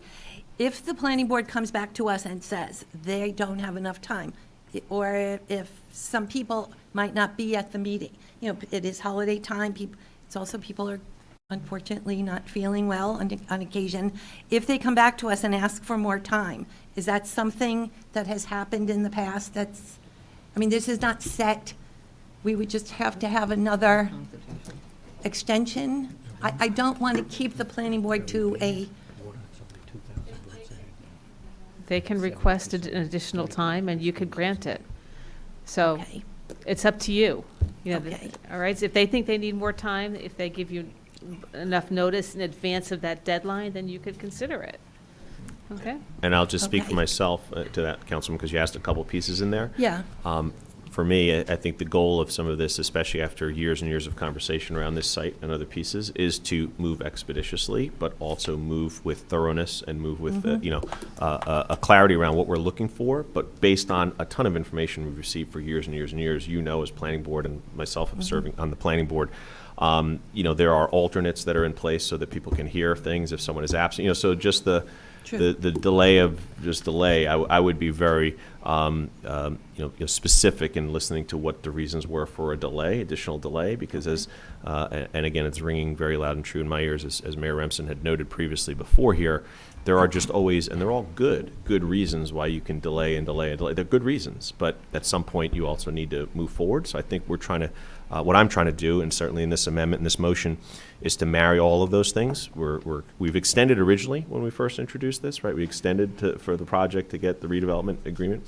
We then extended from the last meeting to come to this meeting. We extended again, and we're extending now the time to review, right? And there could be an asking of this, so there's a lot of extends, which are not always a bad thing. We're not saying that, but I'm mindful of, that's already 3, and here we are, right, in the early process. Let's move this along. I certainly would not want the planning board's understanding from this meeting is of just, hey, just request an extension and you've got it. For me, I'm going to, be very careful in terms of looking at why a request would be made. But of course, everyone will review it in their own way.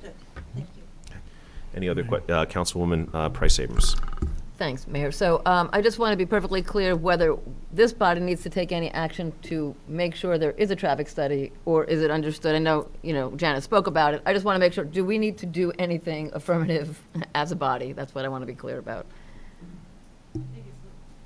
It's a little premature tonight. I think I have a resolution for the next meeting to approve the qualified engineers, a qualified list of consultants.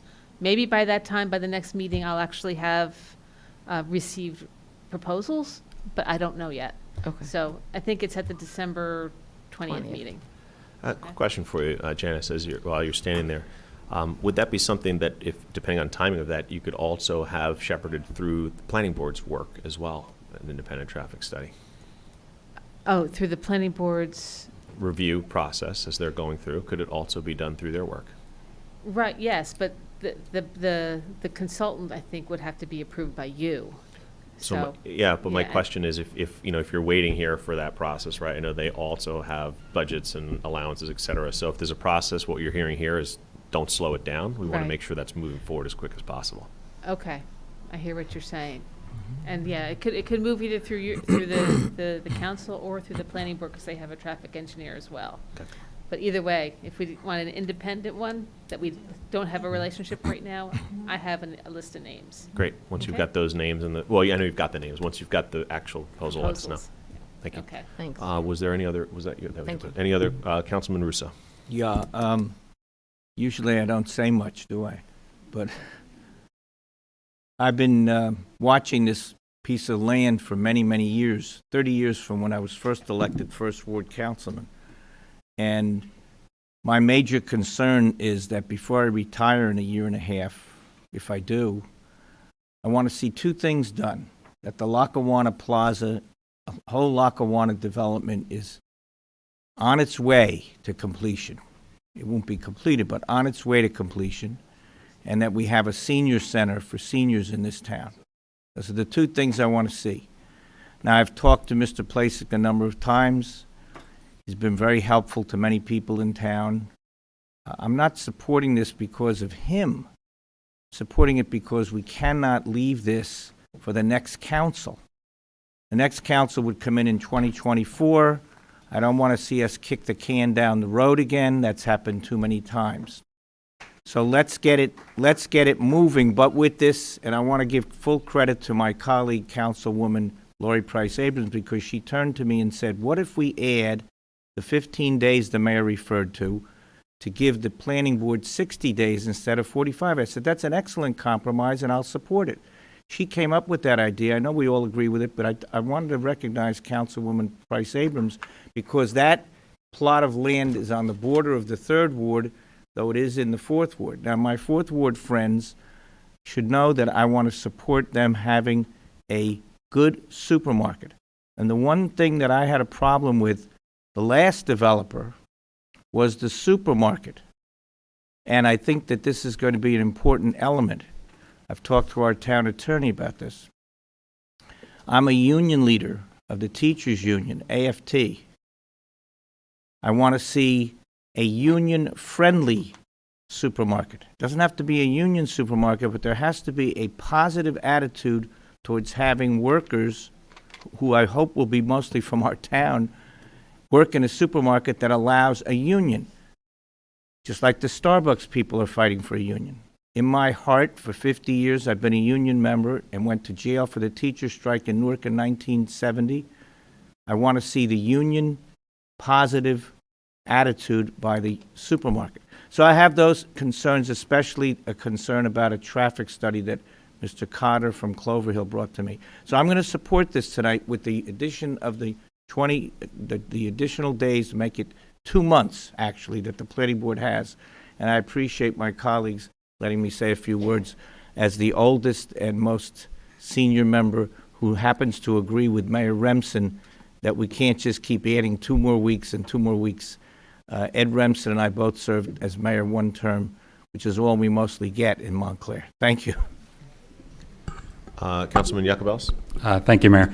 So I'm glad we got clarification, because I think it's really important that folks know that this is an introduction and we're not voting to pass the redevelopment plan tonight. This is the introduction of the redevelopment plan.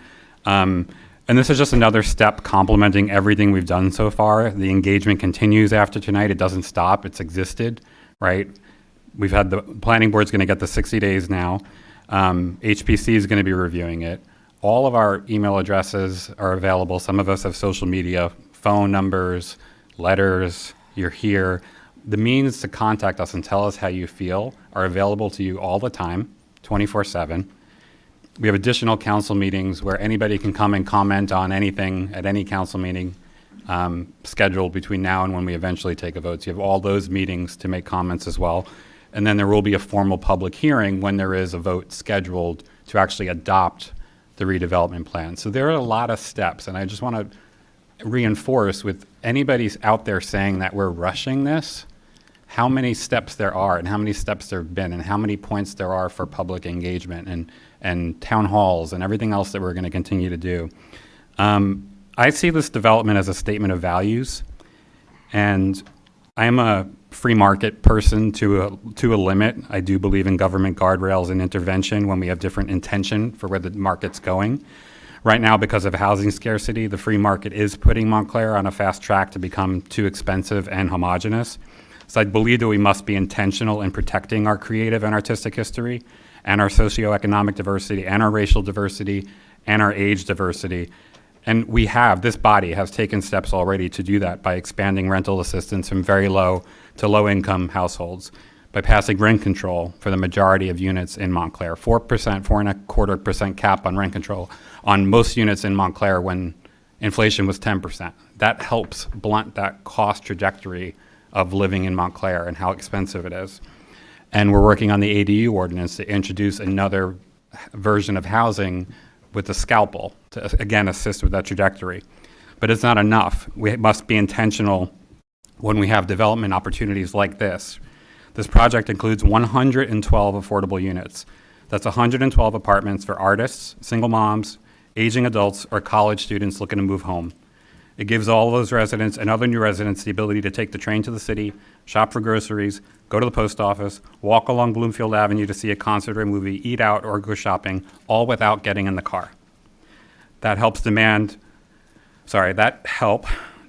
creates demand to fill vacant storefronts and represents the kind of sustainable living that humanity must embrace to lessen our impact on the planet. Creating nearly 100,000 square feet of commercial office space in the project also creates crucial daytime commerce for small businesses in Montclair. Our restaurants and shops do best on weekends. They're good on weeknights, but they have a lot to offer on the weekdays to a new segment that we haven't tapped as a community. With our 90% of our tax revenue coming from residential real estate taxes, it will be nice to have just a little bit more coming from commercial offices that will be empty on nights and weekends, just when more residents and visitors are popping into town. So it creates a circular economy, and thinking about it that way I think is important as well. I also support the general framework of this project for its eco-friendly elements. And again, this is something that we've been working on, and some of us in a subcommittee of the council have been working on for a really long time. Capturing 100% of the stormwater on site. Wastewater recapture to irrigate plants and greenery on site. All buildings exceeding baseline LEED certification standards. Bike path connecting downtown through Lackawanna to the Essex Hudson Greenway that will go all the way to Jersey City. Use of native plants on the premises for pollinators. The project brings in a grocery store with the largest footprint in Montclair, with regular brand names and prices, and the walkability for so many in the neighborhood. My first campaign event ever was at Pine Ridge Senior Home with Miss Baskerville. And one of the women came up to me and said, "I don't care what you do, get me a grocery store so I can walk to it and buy pantyhose." And I've never forgot that, because I grew up in Queens and I lived with my grandmother. And every couple days my grandmother would pop out her metal cart and I'd have to remind her to change out of her muumuu, and she'd walk to Grand Union with her cart. Like, there was a culture of walking to the grocery store to get your groceries in my neighborhood in Queens. I also really appreciate the community and public art and historic preservation elements woven throughout the site. Use of open space and plazas for community building, places to meet and gather and host events. Public art woven throughout the site and a nod to Montclair's rich arts and creative history. A real appreciation for the rail history of the site with thematic inclusion throughout the space, including a restored Lackawanna rail car. and plenty of accessibility and amenities to encourage foot, bike, wheelchair, board of any kind, scooter arrival, and wayfinding through the site and the neighborhood. So this debate will continue for the next weeks and well into the next year, and I want to make sure that everybody knows that I remain open to hearing what everybody has to say. Building heights, number of units, and everything else will remain subject to your feedback and subject to change. And if we do consider changing any of those things, we just have to be clear-eyed about what we would be giving up from everything that I just spoke about, because there is a trade-off. The project has to make money to be able to subsidize the housing that we're talking about. You don't get 30% affordable without some of the density that's there and all the other public amenities. It's a trade-off. If we want those things, if we want community space, this is private property, folks. If we want to convert all of these plazas from private property to public property, there's a cost to that. And I hear those of you who are concerned about the height and the density, the impact of traffic, and I'm listening, and my position is not hardened. I like to listen to all the arguments, make the best decision that feels right for me. I've never voted for a development before in this town. This is my first one.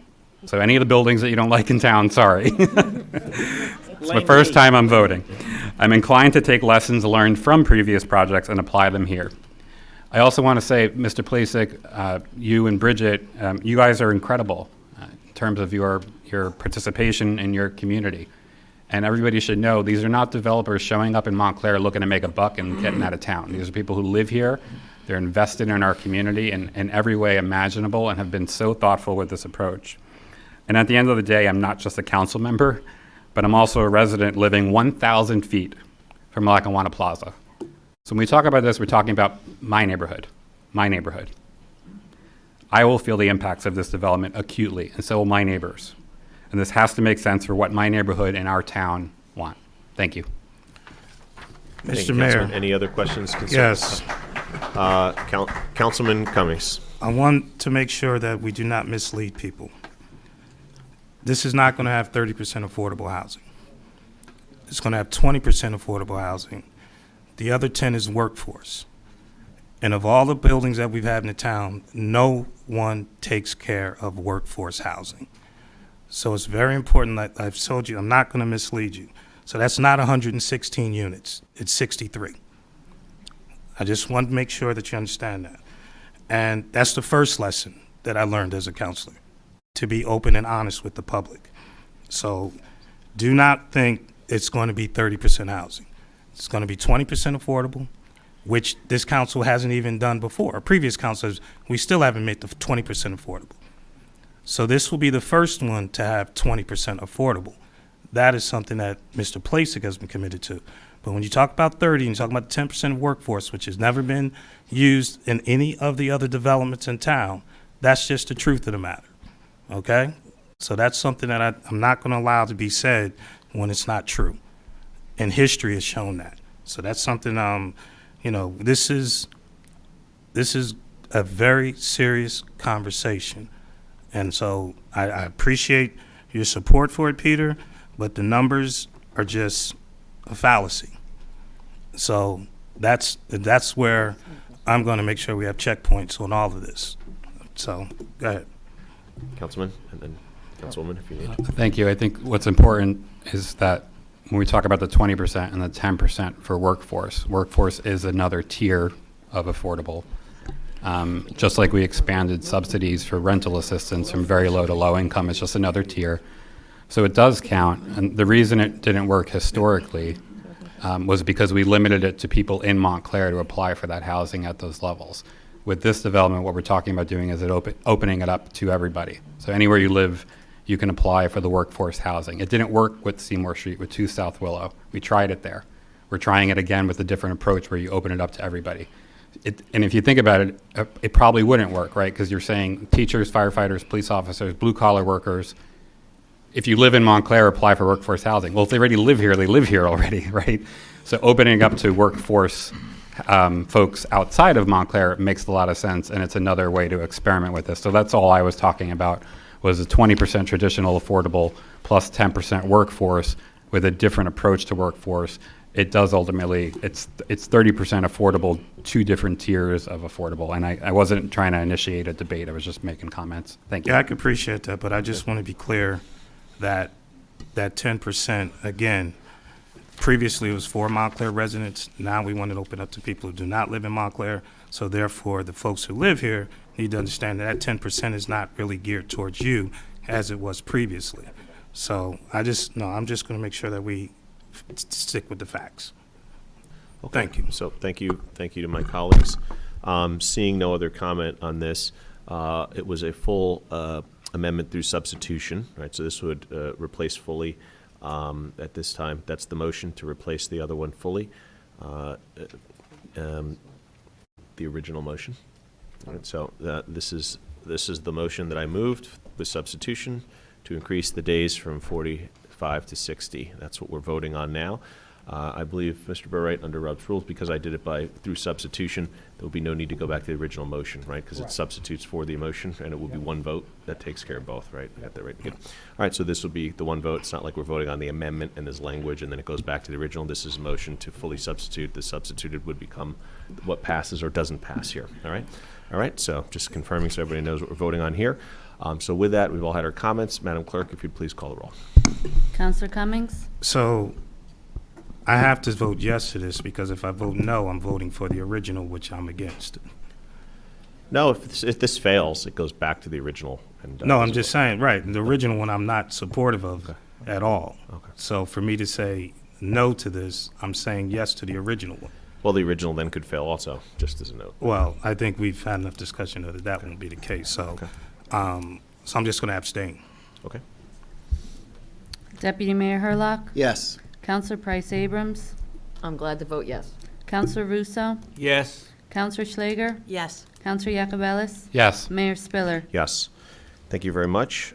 Next is Ordinance O-22-31.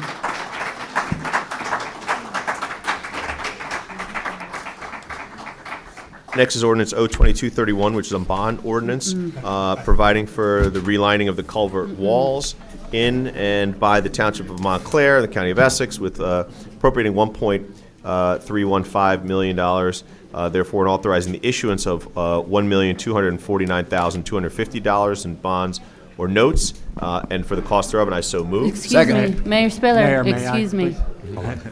My office has not received the supplemental debt statement in connection with this bond ordinance. Okay. Unless Mr. Byrd tells you otherwise, I don't think you can introduce this tonight. Okay, let's wait 1 second. Mr. Burr can give us that answer. We'll just a moment for everyone to who's choosing to leave. We'll give it a moment. Yeah. You know, while we're at it, let's take a 5-minute recess for restroom or otherwise. So 5 minutes, everyone.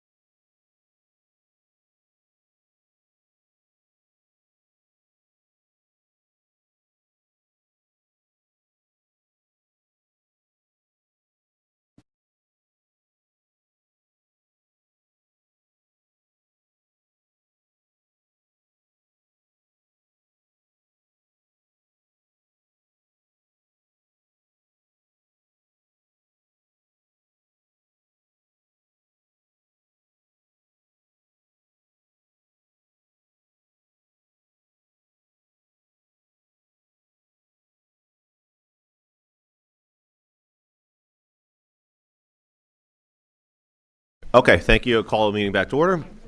Appreciate that. Allow everyone a moment there. Thank you. So next is the, I believe I moved it, and but you were saying, Madam Clerk, can you please repeat yourself so we all hear exactly what the story was here? Yes, Mayor, thank you. I was reporting that my office has not received the supplemental debt statement in connection with this bond ordinance O-22-31. Is there a reason why not? I can't speak to that, sir. The supplemental debt statement is filed by the Chief Financial Officer with the municipal clerk. I did not receive it. I did ask maybe 2 hours ago before this meeting started. Okay. Mr. Burr, do you have any other further insights as to why No, we haven't received I don't it? have any insights, but it is necessary for the introduction, to have that for the introduction of the ordinance. Acting Manager Conforti, if you can make a note of this one to ask Mr. Scantlebury when he's back why it is that we don't have that statement for the purpose of this meeting to move forward. So that's a challenge. But so with that, we will not move O-22-31 at this time until we receive that. And you will also ask Mr. Scantlebury to tell us why that is and hopefully figure out how we avoid that in the future. Okay, thank you very much.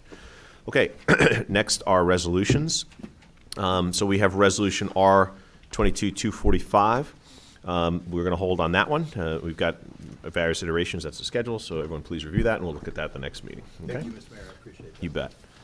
Next is Resolution R-22-254, and it's a bill list resolution. Can I ask Councilwoman Schlager, would you please do the honors? Yes, I would. Thank you, Mayor. Whereas invoices against the Township of Montclair in favor of the following persons for the amount set opposite their respective names have been received, duly audited, found correct. Now therefore be it resolved by the Council of the Township of Montclair and the County of Essex that said invoices be, and they are hereby ordered paid, and that checks be drawn by the Finance Department to the order of such persons for the amounts respectively and hereinafter stated on the computer printout attached hereto and made a part hereof. This bill list is dated December 6th, year of 2022, for $8,620,931.02. And I so move. Second.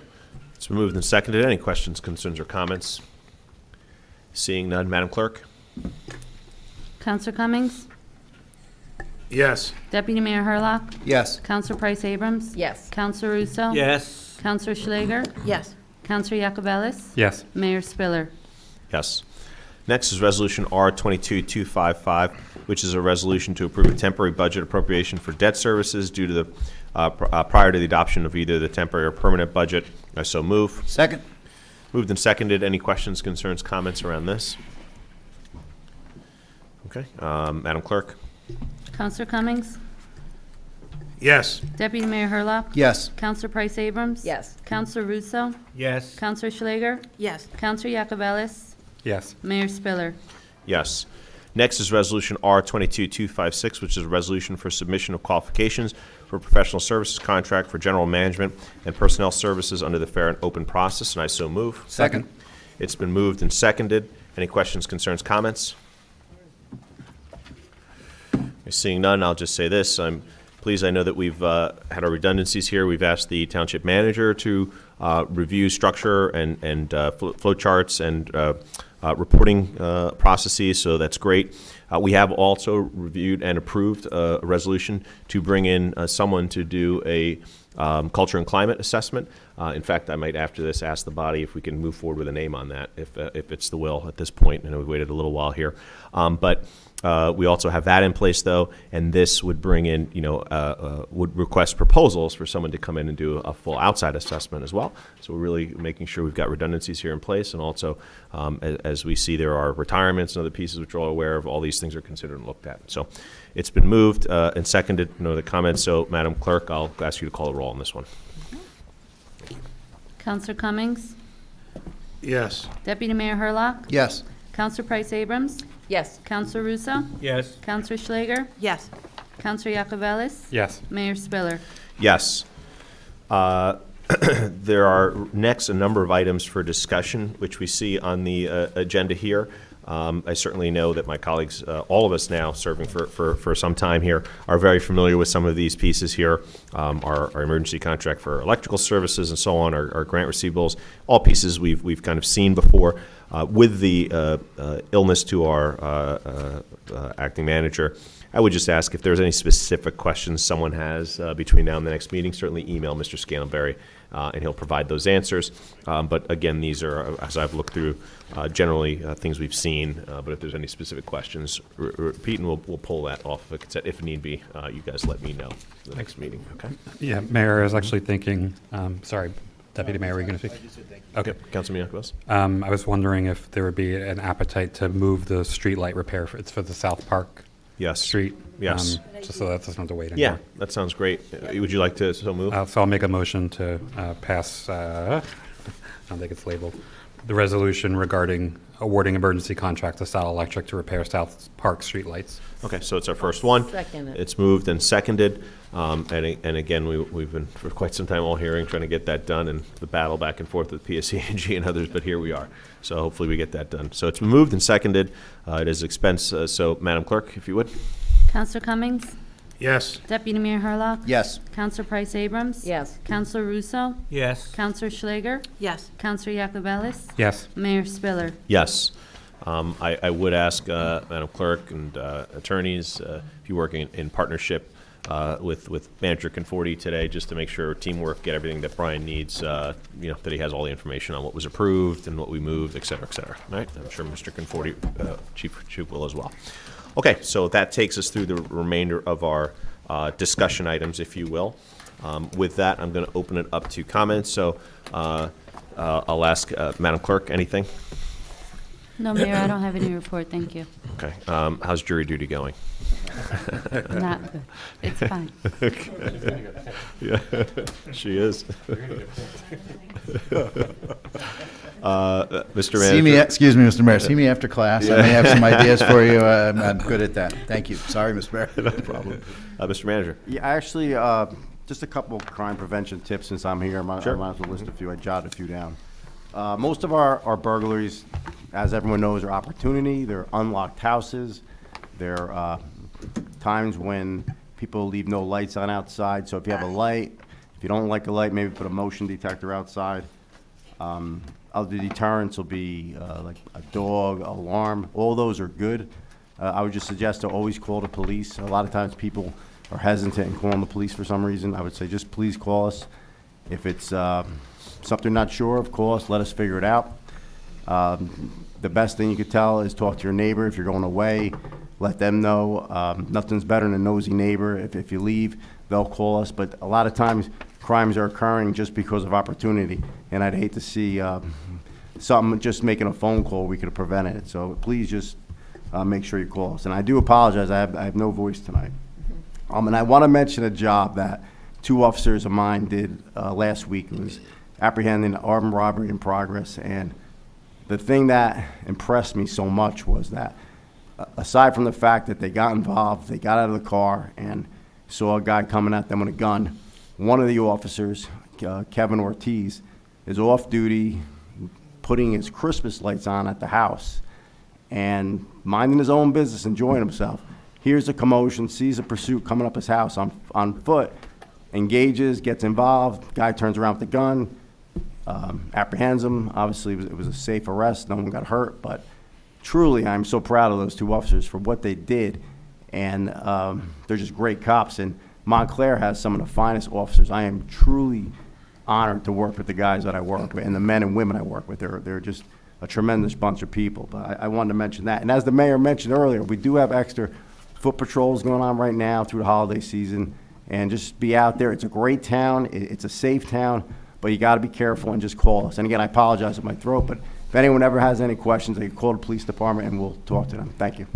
Thank you. Thank Can I you, ask the Chief. Chief a And quick certainly, question? Just a quick question. Sure. Chief, which quicker, 911 or 744-1234? 911 absolutely quicker. Plus, it'll trace the call back if you get hung up. So I would call Okay. 911. Yeah. All right.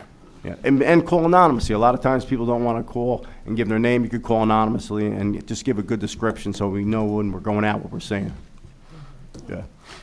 Chief, I'd just say, just a reiteration reminder, you said there is just, making sure homes are locked. That's key. Yeah. Number one, I know you didn't quite mention it here, but this is all the time too. Don't leave the key fob in the car, right? That's a huge one. Yeah. For car thefts, of course. Lights on is a good safety measure. Any alarm system or anything else. So certainly good points of advice, and we thank you for it. Certainly, I want to note, Chief, as I reached out to you to commend the officers when I did. Just I have to say also, incident after incident, and serving up here for 10 years now, I have been thoroughly impressed at when I hear something that I think in many instances often would have led to a more tragic outcome. Whether unfortunately be for an officer, in this case could be, or quite frankly for someone who is pointing a gun at an officer, for there not to be a shooting or something in that regard. I'm always amazed that our men and women are able to diffuse, are able to stop and de-escalate situations without rising to the ultimate level of harm. And situation after situation, I hear these instances, and I can only some of it is a lot of different factors, but I know also it's because of the exceptional training that we have for our people, and certainly the great work that they do engaging community in other instances. So just want to, again, on behalf of the full council, commend all of the individuals on the force for the great work that they do and for working to keep us all safe. As you noted, it is a safe community, but we've all got to be the eyes and ears out there and make sure we're working together. So thank you, Chief. Thank you so much. Thank you. Thank you. Councilman Yakubels. Thank you, Mayor. And Chief, I want to take the opportunity while you're at the dais with us to say to you, if there's anything that you need from the department in terms of technology. Councilman Price Abrams and I were at a town meeting with some residents last week, and some of the officers were talking about how beneficial license plate readers would be for the department. I just want to say out loud in front of the group in an open public meeting to make that request of us in this next budget cycle, because that's something that I think would be important to consider, considering that what it does. And my understanding is that it reads plates as they're coming by, and it'll identify a potentially stolen vehicle, and most of these crimes actually take place using stolen vehicles. Yes, that's correct. Okay. So, Chief, is that why my daughter got pulled over, because the license plate reader realized that her car wasn't registered? Well, that's what the cop. That's what he said happened. Well, before this devolves into personal asks, I'm just saying he drove. I can see what's coming next. He asked the question. No, he asked the question of having the technology. She drove by, and he followed her, and he did follow her home, but he only knew because it was her license plate. Is there, and he didn't read it and know it. Are there parking tickets others have that want to try and get rid of Mr. Burr, so you can hear this clearly for the record? But also, Councilman, to your point, I know we have engaged in these discussions, license plate readers and otherwise. Part of it in the conversation is around our parking authority, and their ability to scan and be on the same system, but the barriers that are up because of the privacy concerns that the police have, but how we get those systems to work together. It's been a somewhat expensive proposition to try and marry those two things, but that is the path for the future of the readers, both for the police and for our parking utility to make that happen. But those are conversations, and budgetary and technology-wise. It hasn't just been money. It's been the systems have to be firewalled for many reasons, but there's a great reason why they need to be linked in some ways too. Anyway, a little bit of what I know on that one. Assistant Attorney, anything from you? Nothing, Mayor. Thank you. All right, Mr. Attorney, anything from you? Yeah, quickly, Mayor. There was a question about the investigation. Just to give a quick status update, there's not much. I'm limited to what I can say because of the confidentiality of the matter, but it is progressing, and it's progressing quickly, as we stated it would during the last meeting that we had. As there are pieces to update us on, please be sure to do so. So we thank you for that. I'll go down the list this way if that works. So, Mr. Deputy Mayor, I'll start with you. Thank you, Mr. Mayor. I just want to echo your sentiments, Mr. Mayor. Part of my law practice is police reform work, as you know. Oh, yeah. And I know I worked closely with you when you did the accreditation, and I'm pleased to see that you were reaccredited. That's a great thing to have. And it's well-deserved to the men and women under your command, and to you and your command as well. And I just want to thank you. I've seen a lot of things across the country doing that type of work, and we are blessed to have you and the men and women under you serving our community, and I personally thank you for your service, and the men and women under you as well. And there's a program too, Mr. Mayor, which the department provides to residents free of charge, where they will come do a security assessment on an individual's house, and it is very thorough and an excellent service that you provide to our community. Site survey, the houses, businesses. churches. Mr. Manager, turn on your, if you don't mind turning it, just so everyone has Sorry the about that. Yeah, benefit of we'll your do answer. site surveys at someone's house, local residents, businesses, schools, churches. A lot of times we'll go out there, and sometimes we'll have multiple cops come out and talk, and sometimes it'll be one person from community policing. But yeah, it's a service that we do offer. The other service we offer, if you go away on vacation and they call us and let us know, we do the best we can to go check on the house and make sure that we give it special attention while the person is on vacation. So, yeah. And we greatly appreciate that as a community and as residents, of course, ourselves. And thank you again for all that you do. Mr. Mayor, thank you. Thank you, Mr. Deputy Mayor. Councilwoman Schlegel? Yes, sure. Thank you, Mayor. I want to just say a couple of things that you started our meeting with tonight, and the terrible things that happened in Edgemont Park with the anti-Semitic graffiti. It's just, it was just, for me, I live right near the park, and that park is very important to me and means a lot to me as a council person. And I was heartbroken to see that happen in our park, and it's just very, very upsetting. Not as, I mean, also upsetting, but not to that level, is the bridge. But I am happy to say that at least we have a timeline. We are moving forward with the new bridge, and hopefully it will happen as soon as it possibly can. I constantly keep I constantly get updates from the acting town manager, and hopefully that will happen as soon as it possibly can. But I'm happy to say that 3 new trees were planted in Edgemont Park about a month ago in the fall planting. Many more are coming in the spring. The Friends of Edgemont Park, who I'm in contact with quite often, have requested a walkthrough of the park. We are going to, with the arborist, we're going to assess the trees and see what we could do in the springtime. I also want to, I participated in a meeting on November 22nd, whereas about a year ago, we approved a resolution for the Weston family and friends to install a memorial garden for our longtime beloved resident, Mrs. Judy Weston. And I'm happy to say that the garden is moving forward.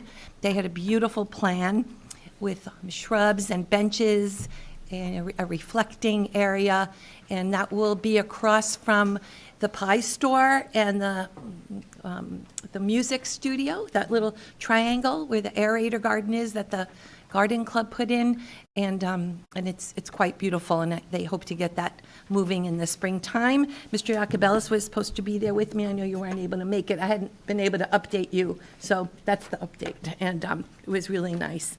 I also would like to say that I've heard from many residents as to why the Watchung train station ticket house shelter is not open. And now that it's getting cold, it's even more important to have that open.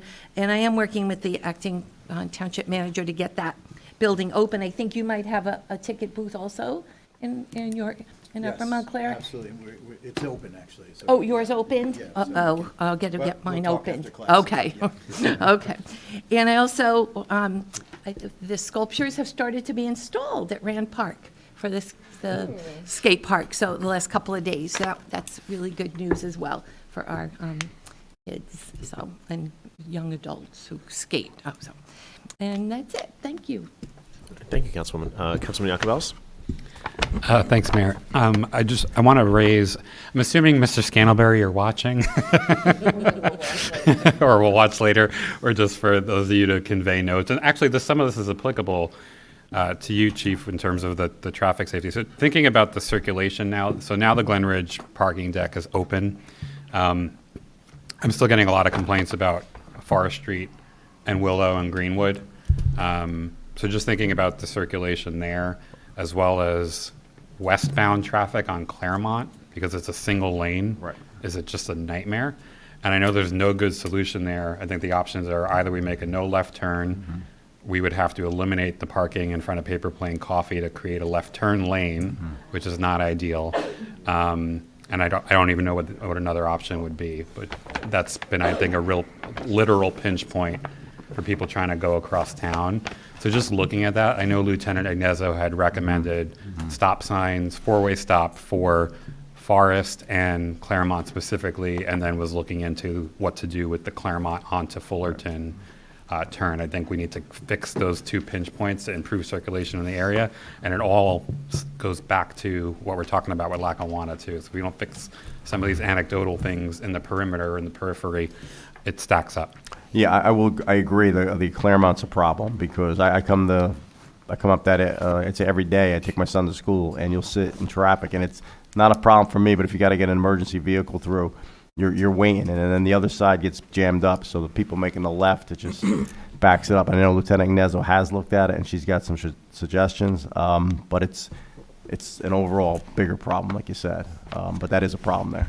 So we'll look And at certainly something I think should be brought to us too, if it does require a turn lane, right? That does Yeah. lose some spaces, but remember, 2 vehicles, the number of people popping in there or anywhere else, it's not 2, and it's probably somebody parked there a long time. So if it does mean that for the ability to move through and eliminate some of that congestion, it's certainly something I know we would all consider if it's based on the recommendation. Yeah, So, I think that's what's going to happen. So Yeah. fair, yeah, so, Yeah. okay. Councilman Russo.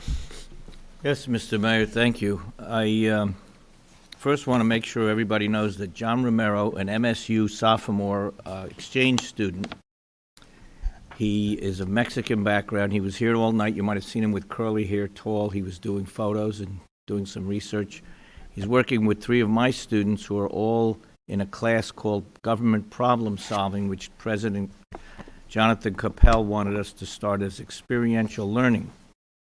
So the class I'm teaching at Montclair State is about how to solve problems in government. And that's what we do all the time on this council. My students are researching right now Watchung Plaza circulation of traffic and the sign we put up that said no right turn only. They came up with a good idea that we should put another sign that says no left turn. Another one of the students is researching the problem at the corner of Cedar Street and Harrison, and they're going to talk to hopefully Councilwoman Price Abrams, who lives right there, and Councilman Cummings. They're trying to come up with a solution for people to make turns there. There's no real light. There's nothing that stops people from speeding by. So they're looking at various problems around town, and I appreciate if my colleagues and the staff would help them out when they come around. They're going to be doing a report at the end of the semester for the university. The university is trying to connect much more with our community, and I'm part of that, of course, being a faculty member there. I'd just like to say so many people were very nice to me the last month or two. It's been a tough 2 months for me. My sister's been very ill in California, spent 10 days almost in the hospital, 9. Shouldn't have spent more than 3 or 4, but spent 3 times the time because of the operations she had. And she'll be around, hopefully, but she's 68, she's only a few years younger than me. My youngest sister, who has been close to me all my life, from the time that she was a delegate to the Democratic Convention in 1976 for Governor Jerry Brown. And she's been a friend of Governor Brown's in California all these years. So my sister Anne-Marie Russo DiGioni is recovering, but it's been a very tough 2 months for me. So I ask your patience and indulgence with me. I've had to really focus on my sister, and I missed a couple of meetings, which is unusual for me, so I want to apologize for that. But I'm glad we're all coming together, and here's a holiday season which we should all be working together as closely as possible, and thank the residents and all the people who've asked me about my sister. She started out actually as the youngest delegate to the Democratic Convention at 22, and that was the year of Governor Brown's campaign for president.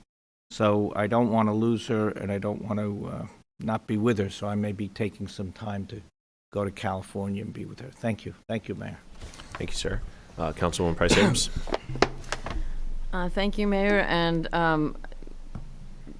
don't want to be repetitive, but I did want to also mention and appreciate to the chief, it was really the community members themselves in the 3rd Ward who had organized the meeting over at the firehouse, the big house, and Councilor Jacobellis and I did attend in support, and it was really good for me to be listening. Officer Higgins, the community police officer for our 3rd Ward, and I didn't catch the name of the other investigator or detective. Yeah, Mateo.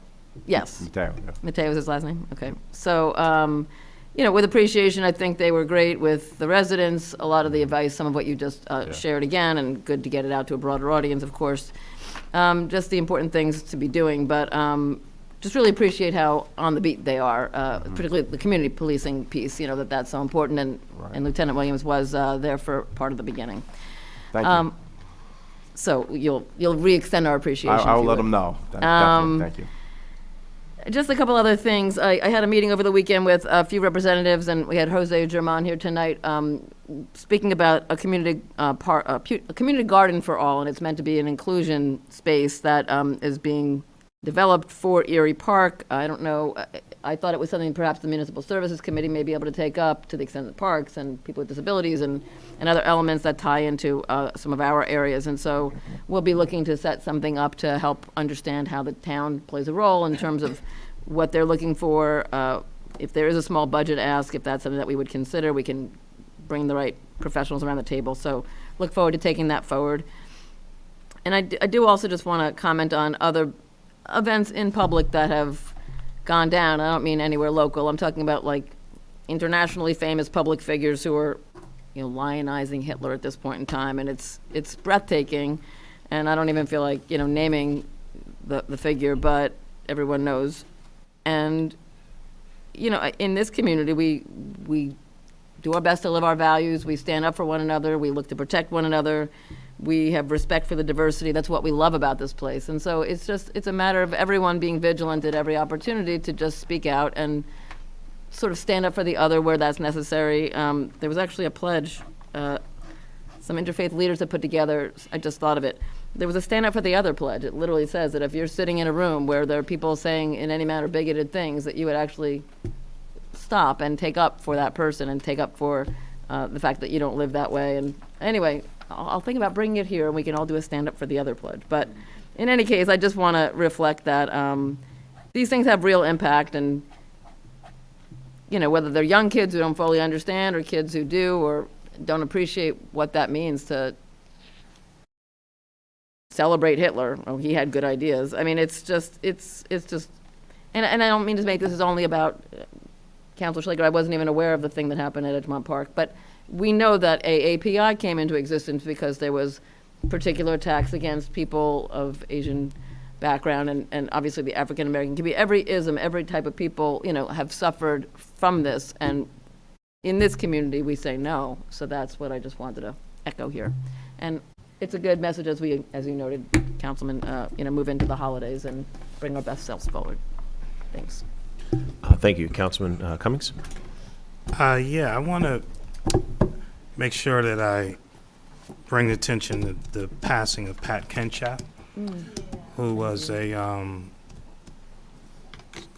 Miss Birmingham and Miss I can't believe I cannot remember your name, Miss Wagner. She was, she was. You guys are following in her footsteps.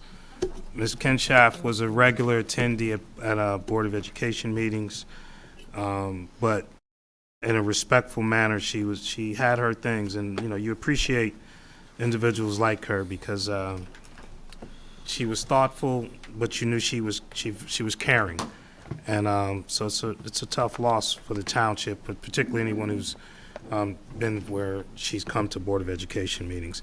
Robin, you mentioned about finding a warming place for residents in your town. Yeah, the train station? Yeah, I've been having conversations with the county. They are looking at putting out some direct service money to townships for Code Blue, where they will pay for Code Blue at different locations, working with a group of local nonprofits on some things around that area. So if you have a location, simply what they would want to know is how much, and they have to justify how much, but if they were opening up for Code Blue overnight. So that's something you could definitely look into. We should talk about that. And then finally, I think we are, again, in a position of really making sure that Lackawanna Plaza is done correctly. I look forward to seeing how it moves forward to the next stage. I think it's, again, once it's up, it's there forever. And so we have to be very diligent that what goes there is something that the community is able to use as well as be proud of. I am very concerned about the traffic impact.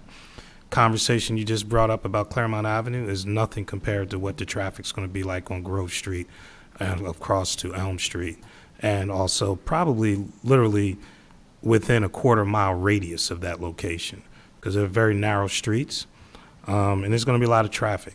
You know, people are coming in.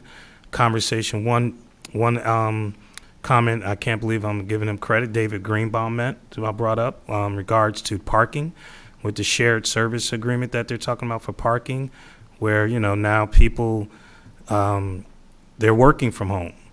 So those cars will not be leaving that lot. So those are things that when we get into this conversation about it, that we're gonna have to talk about. This is a very serious thing, and so I'm just letting you guys know, I'm coming at it glass half empty. Because that way, when it's done, I can know that it will be full. Because I think there's, you gotta look at things like this with eyes open and know that at the end of the day, it's gonna be a very, you know, I mean, Mr. Placek is not trying to do this for nothing. And so the township and us, you know, it's up to us as the council to make sure that what is there is something that there's also some benefits for the township as well as the residents near there. So this is probably one area that I'll be focused very much on, as I have already, as we move forward. But Mr. Mayor, I appreciate your idea tonight, and, you know, as we discussed prior to the meeting. And so I think that as you move forward, I hope the planning board is satisfied and able to do their due diligence, and then I hope this council takes a look at this objectively to make sure that what ends up there is something that we can truly say we're supportive of and believe is good for everybody. Thank you. Thank you, sir. Appreciate that. And I'll just quickly echo all my colleagues' comments. I do just want to add a couple other pieces. It was great to see everybody at the tree lighting this year. It was a lot of fun, of course. My two little guys joined, and certainly we're very excited to see Santa. I will note that in the big moment, they were speechless, unfortunately, and just couldn't think of what to say at the moment, so they missed their window there. So, but we'll see. But it was a great time, and it was great to see so many people out, hot chocolate flowing, the bouncy, bouncy events, houses up, etc. Obstacle course, actually, I think it was, because my guys went through, and a couple other things. But really a great time for everybody to come out together. So wonderful time there, and I want to thank everybody for coming out to that. As was noted, and the councilman just closed with, really appreciate Councilman Cummings and all of my colleagues for the engagement we've been all having around Lackawanna. We know this is a major piece of development for our community as a whole. Certainly want to thank my colleagues, Councilwoman Price Abrams and Councilman Iacobellis for also hosting another meeting, just trying to get as much feedback as possible. I know that all others have also been soliciting feedback in their ways as well to get comments and to bring those forward. So that is important, and it will continue. So important work, but as I said before during the meeting, I think our record so far I'm pretty proud of. We have been, those of us who previously served, part of the Seymour Street project, and I think it does speak for itself and what we expect out of this, and that's the same level or even higher that we're working towards and expect from Lackawanna as well. So important stuff there. Do want to thank all of the different entities in town, as we heard today from our CDBG groups looking for funding. There's a lot of great work going on in town, and certainly during the holidays, it's a time of need. There's an opportunity. I know a number of different organizations, whether it's Essex County, Montclair Dems doing toy drives to make sure we're getting these things into the community, coat drives, that's important as well. So just want to thank them all for what they're doing, and certainly for anybody out there who has a chance to help and support. I was fortunate enough to work and helped reaching out Montclair a little bit with getting some food and other pieces out for Thanksgiving. I know they're doing stuff also for Christmas and holidays. So in any way, we've got a lot of, whether it's Human Needs Food Pantry, whether it's Tony's Kitchen, now is the time when everybody leans a little harder on some of these services. So we'd ask that if you're able to contribute time or dollars or both or in any way you can. So we've got another meeting this month, and certainly I'm sure we'll all speak more about these pieces. But for tonight, I want to thank everybody for their engagement on all these issues and all the things that help make Montclair special, and always enjoy the conversation, the discussion. To all my colleagues, I say thank you, and with that, I'll move a motion to adjourn. It's moved and seconded. All in favor, please say aye. Aye. Opposed? We are adjourned. Thank you very much, everyone. Congratulate Senator Warnock on his reelection.